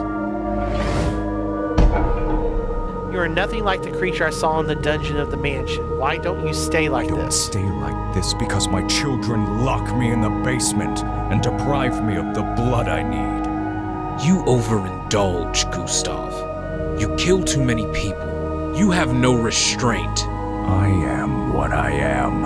You may very well be the same in 30 years. I don't think so. Even you realize sometimes you need to be restrained. One time, Ha, that was a ploy that you didn't fall for. I suppose you can be clever. you fucking... Don't talk to your father like that. Isn't there some middle ground? If you know that overfeeding will get you put in the dungeon, why do you still do You it? think such things are a simple binary, but you do not understand. Like I said, you may have to understand once Julian gets older. I will take care to make sure that never happens. You too shall see. Anything more? No. You're not telling us anything we don't already I'm know. sorry that I'm not the font of knowledge you expected. Perhaps you should reframe your expectations. Enough! He's just buying time. I'm sick of this. Do it, Erica. It's still hard for me to pull the trigger on what is essentially an unarmed man. I know I have to do I'm it, but surprised that you didn't ask one more question. Maybe it's not relevant to you, Erica, but how did you fail to broach the subject, Julian? What are you saying? You didn't ask me about my memories. You never have. Julian freezes up, then he holds his arm out, Wait a lowering minute, my gun. Erica. Are you a human, dreaming that you are a vampire? Or are you a vampire, dreaming that you were once a human? You must be curious what I remember. Gustav. Dad. You have to tell me. I don't have to do anything. You betrayed me. Julian steps towards him, arms falling again, side by side. Must understand, if I'm ever going to know peace. If there is anything I can tell you for sure, Julian, it is that you will never know peace. What would it really tell you if I confirmed your memory one way or the other? It would not rid you of your doubts. It would not take away your other history. If anything, it might make it more painful. What if I told you something entirely different? What if I suggested that both sets of memories were wrong? Just tell me! You don't deserve to know. And you don't deserve the eternal life I have given you. Just like that, Gustav lunges forward. He seems to revert to the feral state we saw before, eyes mad with fury. He grabs Julian by his jacket and throws him to the ground. Even satiated in the middle of the day, he's surprisingly strong. Julian tumbles into the grass. Then Gustav comes for Erica, me. watch out! I hesitate. I know I only have so many silver bullets. If I don't hit him where I need to, I won't end this today. Gustav grabs at my throat and my grip on my gun falters. I almost drop it, but carefully maintain Dad, my grip. stop! Charlotte draws her weapon on him Let and her go. approaches. You too. I always liked you, Charlotte. You knew what we were. You knew what we had to do. I can feel Gustav's fingers loosen around my neck. He didn't expect his daughter to turn on him along with everyone else. Now! Do it! Before Gustav can reaffirm his grip, I raise my gun and do what I have to. 2 shots, right in the heart. Gustav stumbles backwards and clutches at his chest. I wonder if it's enough. I don't have any more bullets. You have no idea what you've done. I can see his already pale skin turn to a sickly gray. He falls to the ground just as Julian manages to get back to his feet. He looks back at me. You really did it. Did what had to Dad, be done. tell me what you remember. Tell me what I am. What you are, Julian. You are a potato. His eyes flutter close. His breathing stops. Before I can even kneel down to be sure he's dead, his body begins to turn to ash. It's gone less than a minute, scattered to the wind. A long, horrible silence follows Gustav's disappearance. Liam staggers out of the trees. He's out of breath like he's been running. I wonder if he came towards the sound of gunshots. Is he? Look on Julian's and Charlotte's face says it all. Liam collapses against the cabin and buries his head in his hands. I think he might be crying, but he's hiding it well. Charlotte's chin wobbles ever so slightly. Then she turns to Julian, reaching for him. Julian. Julian is like a statue, leaping mindlessly at the last of his father's dust floating to the sky. Julian, love. As soon as she touches him, he flinches and pulls away. He looks at me. He looks at Charlotte. But his gaze is like that of a startled rabbit's. Just like that, he turns and bolts away. Julian! Julian! Our shouts overlap. We turn and glare at each You other. will pay for this! Just look at what you did. What I did? Shit. You convinced us to kill our own father. He decided to. Each one of us did, and it was the right decision. Don't turn the blame on me. But you were the one who ruined everything. You're the one who released a feral vampire. You just... With a furious growl, Charlotte swirls around and storms off. Liam and I are now the only ones left. He stays in his corner for some time. I stand and stew in my own frustration. Finally, Liam pulls himself together and straightens up. He wipes his eyes, straightens his clothes, and walks I'm towards me. so glad you're here. They're not ready to say it, but I will. Thank you, Erica. You and Julian have gotten pretty close, huh? I thought so. This was a big deal for him. I'm amazed you even got him to the point where he could make this decision. You have any idea how long I tried to convince him and Charlotte Gustav should be put out of his misery? Long fucking time. So long I gave up. Just in shock now. I hope some time. Well, I guess you're in shock too. A lot has happened in the last few days. Still find it hard to believe that you're one of us now. Julian said I would need to drink from someone else to complete the conversion. maybe. Yeah, I think so. Honestly, none of us have much experience with conversion. But I doubt you need to rush it. When the time is right, you'll feel it. You need a place to stay? Yes. You go back to Stacy's, but after all that's happened, it doesn't quite feel like home anymore. I don't know what does. The world has turned upside down. Again. I was supposed to be the sheriff, protecting the people of this town. Now I've joined the vampires. You want to stay at the mansion? We have plenty of room. It's tempting. I want to be close to Julian, but I'll wait until he's ready. Right. The invitation stays open. Remember that Liam's supposed to still be in jail. I remember that's my responsibility to put him there. It's so ridiculous. I almost want to laugh, but I Erica. can't. What's wrong? Nothing. I'll see you later. Somber, I turn and make my way back to Stacy's.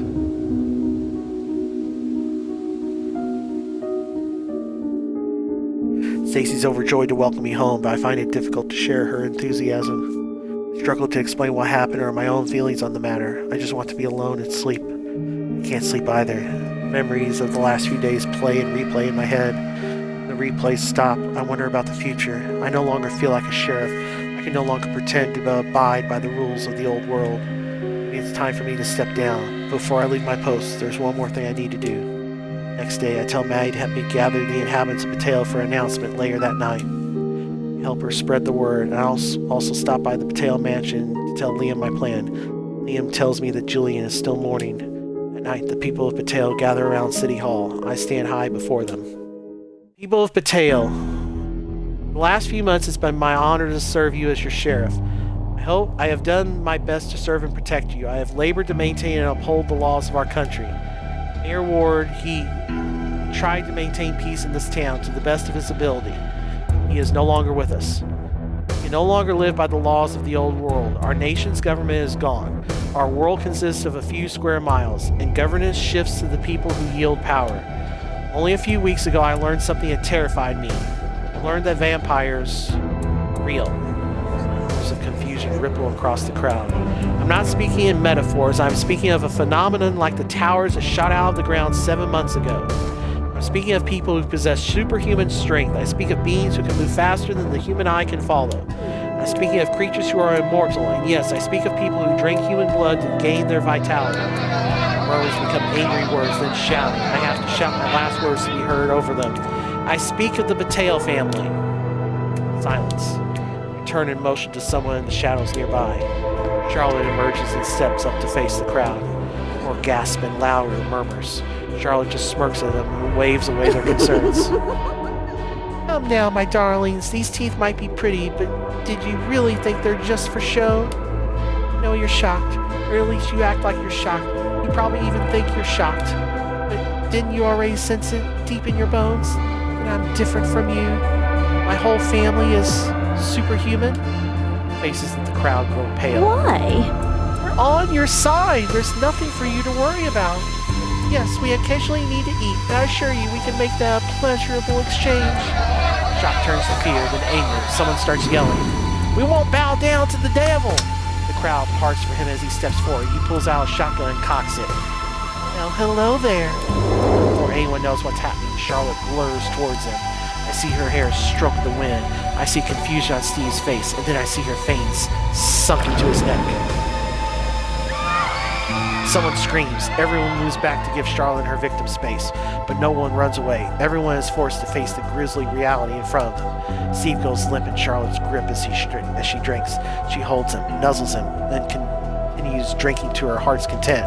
Attention, jealousy burns through my veins. I hate to compare myself to Charlotte, but when I see blood stain her lips, I wish I could taste it for myself. The hunger in me is growing. I wonder how much longer I can keep it at bay. Finally, Charlotte looks up and drops Steve to the ground. I'm not sure if he's still alive. Charlotte wears an innocent expression around her bloody face. Just do what I say. See that, my darlings? This is how we deal with our enemies, and it's how we'll deal with your enemies if you remain our friends. Silence. Oh, that reminds me. What did any of you ever think that my dear, sweet brother Liam... Why did any of you ever think that my dear, sweet brother Liam committed that horrible atrocity against Principal Vincent? Now that you know the truth, Erica, don't you realize what a mistake you made? Why would a vampire rip out someone's heart? The true culprit, who we all suspected from the start, is standing right over there. She points at August. Once again, the crowd parts, this time to leave space around August. As August stares back at Charlotte, there is a wild glint in his eyes, unlike any I've seen before. What are you doing? Serving up justice. People of Patel, do you think my sweet brother Liam killed Principal Vincent? Or was it this man right here, the Heartbreaker Killer? Murmurs of agreement. Some people nod with growing enthusiasm. August just stares at Charlotte with a gaze that sends chills down my spine. That won't work. You're a real twisted bitch, aren't you? Oh, so cruel. What do you think, my darlings? Who really belongs in lockup? People shout August's name, their anger growing in volume until a chant starts.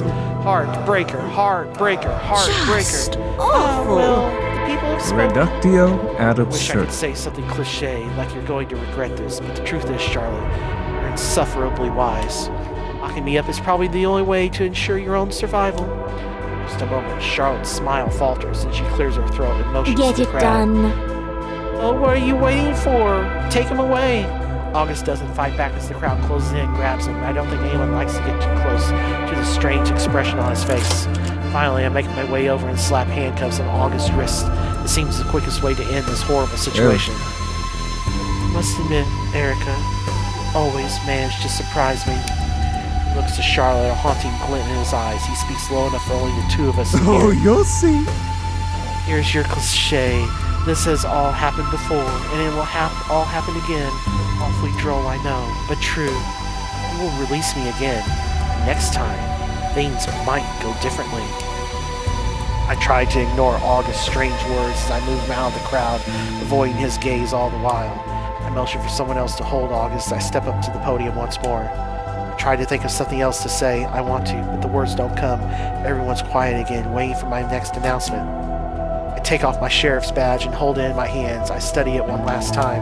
Then a second hand claps around mine. I don't flinch. I instantly feel relief. I never heard him arrive, but I know who it is, and his presence fills me with comfort. People of Bateo, do not be afraid. Look at me. The Bateo family has always watched over you, and we will continue to do so. We all depend on each other to survive. I will continue to oversee the train. Liam will assist with any mechanical failures. Charlotte will punish any evildoers. Erica will assist us, bridging the gap between human and vampire. We can live in harmony, and we can all be stronger for it. He squeezes my hand and lets go. I cast the sheriff's badge away. The crowd is quiet. People bow their heads, and I hear the wind rustling the trees as it stirs around us. The sky rumbles, and rain cuts the air. It seems like a divine cue. People somberly disperse. Charlotte picks up Steve's slack body. I remember August, handcuffed nearby. I lead August away. I glimpse someone moving towards the scarred badge in the distance. I think I recognize her. Addie and I exchange a sad glance, so brief I wonder if I imagined it before she's lost in the crowd.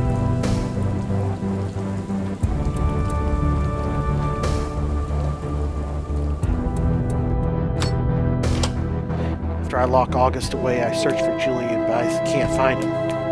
Instead, I find Charlotte in Mayor Ward's office. Steve's body is strewn on the floor next to her. I stop and stare at him. I see red blood glistening on his neck.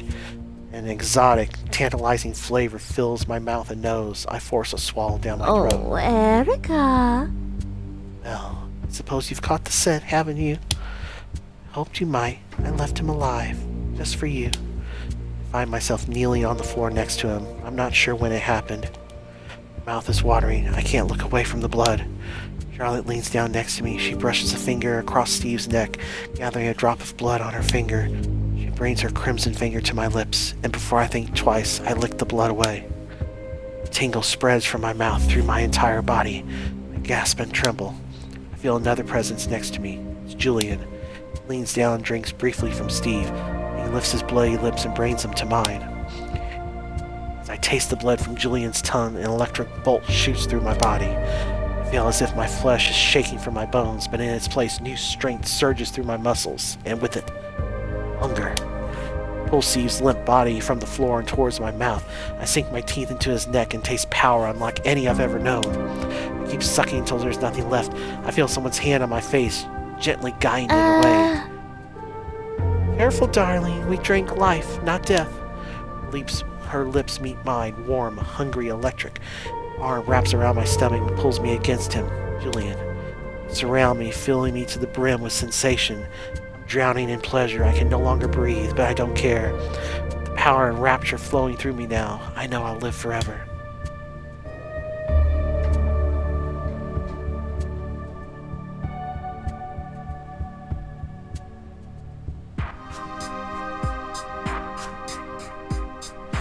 Well, there you go. That's one ending. I wonder...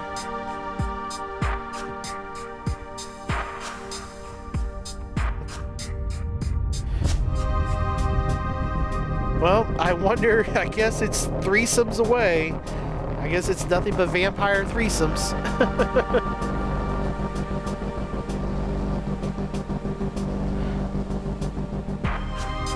Or hell, probably foursomes.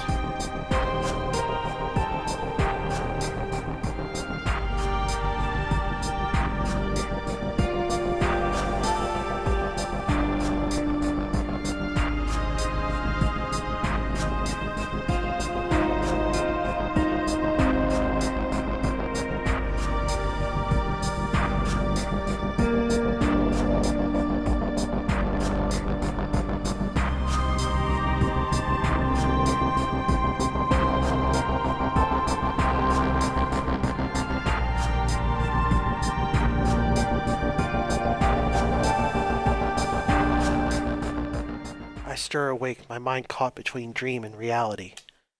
As my eyes adjust to the dark, I remember where I am. Even in nearly pitch black, I can see the room clearly. I'm in Julian's room, within the Battelle mansion. The bed is warm on either side of me. Slumped against one side is Charlotte. On the other side, Julian isn't there, but his side of the bed is still warm.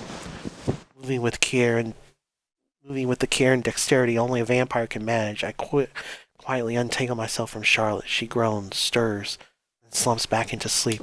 I follow the scent of Julian's presence from the room. Technically, it's not a scent. I'm not sure how else to describe it. Somehow his presence left a mark in the air, and my instincts let me follow it.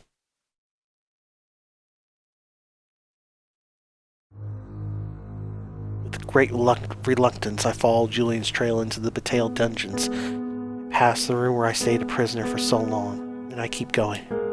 After a point, I wonder if I'm dreaming. These grisly hallways are etched firmly in my memory, providing enough grim visions to fill my nightmares for life. I only traversed them once, but I remember where we turned, Gustav growling behind us. I remember reaching the door, then panicking at the lock. Something sits at the front of the door. I peer closer until I recognize a batch of dynamite. Step away, Erica.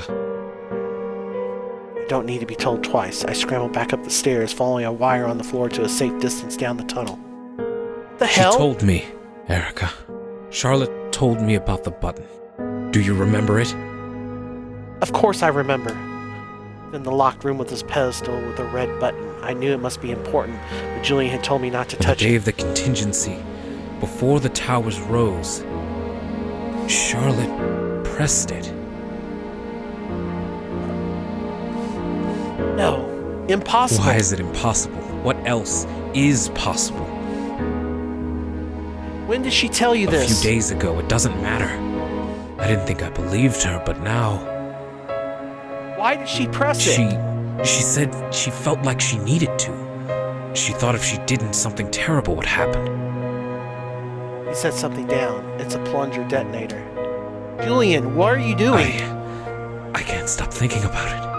If that button lifted the towers, maybe it could lower them. We can't risk it. Not after everything we've accomplished. My heart is in my throat. I watch him put his hand on the You detonator. might want to cover your ears. Thrust the handle downwards. You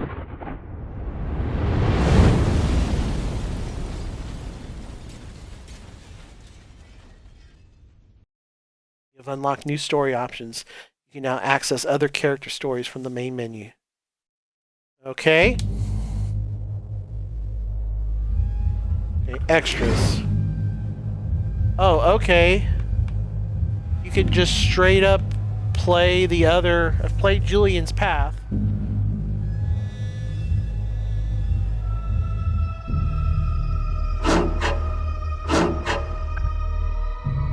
Okay.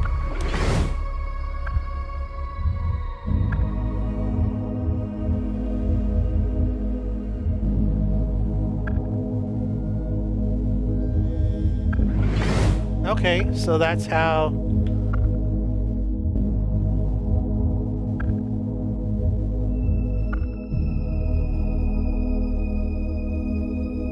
Okay.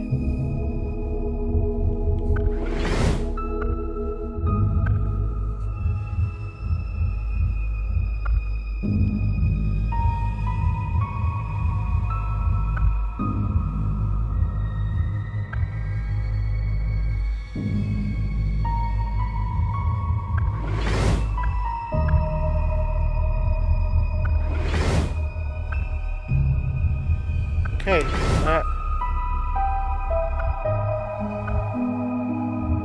So you can just play the other paths from right there. Okay. Interesting. Well, might do that some other time, but for now, I've played through one. Now remember, like I said before at the beginning of this stream,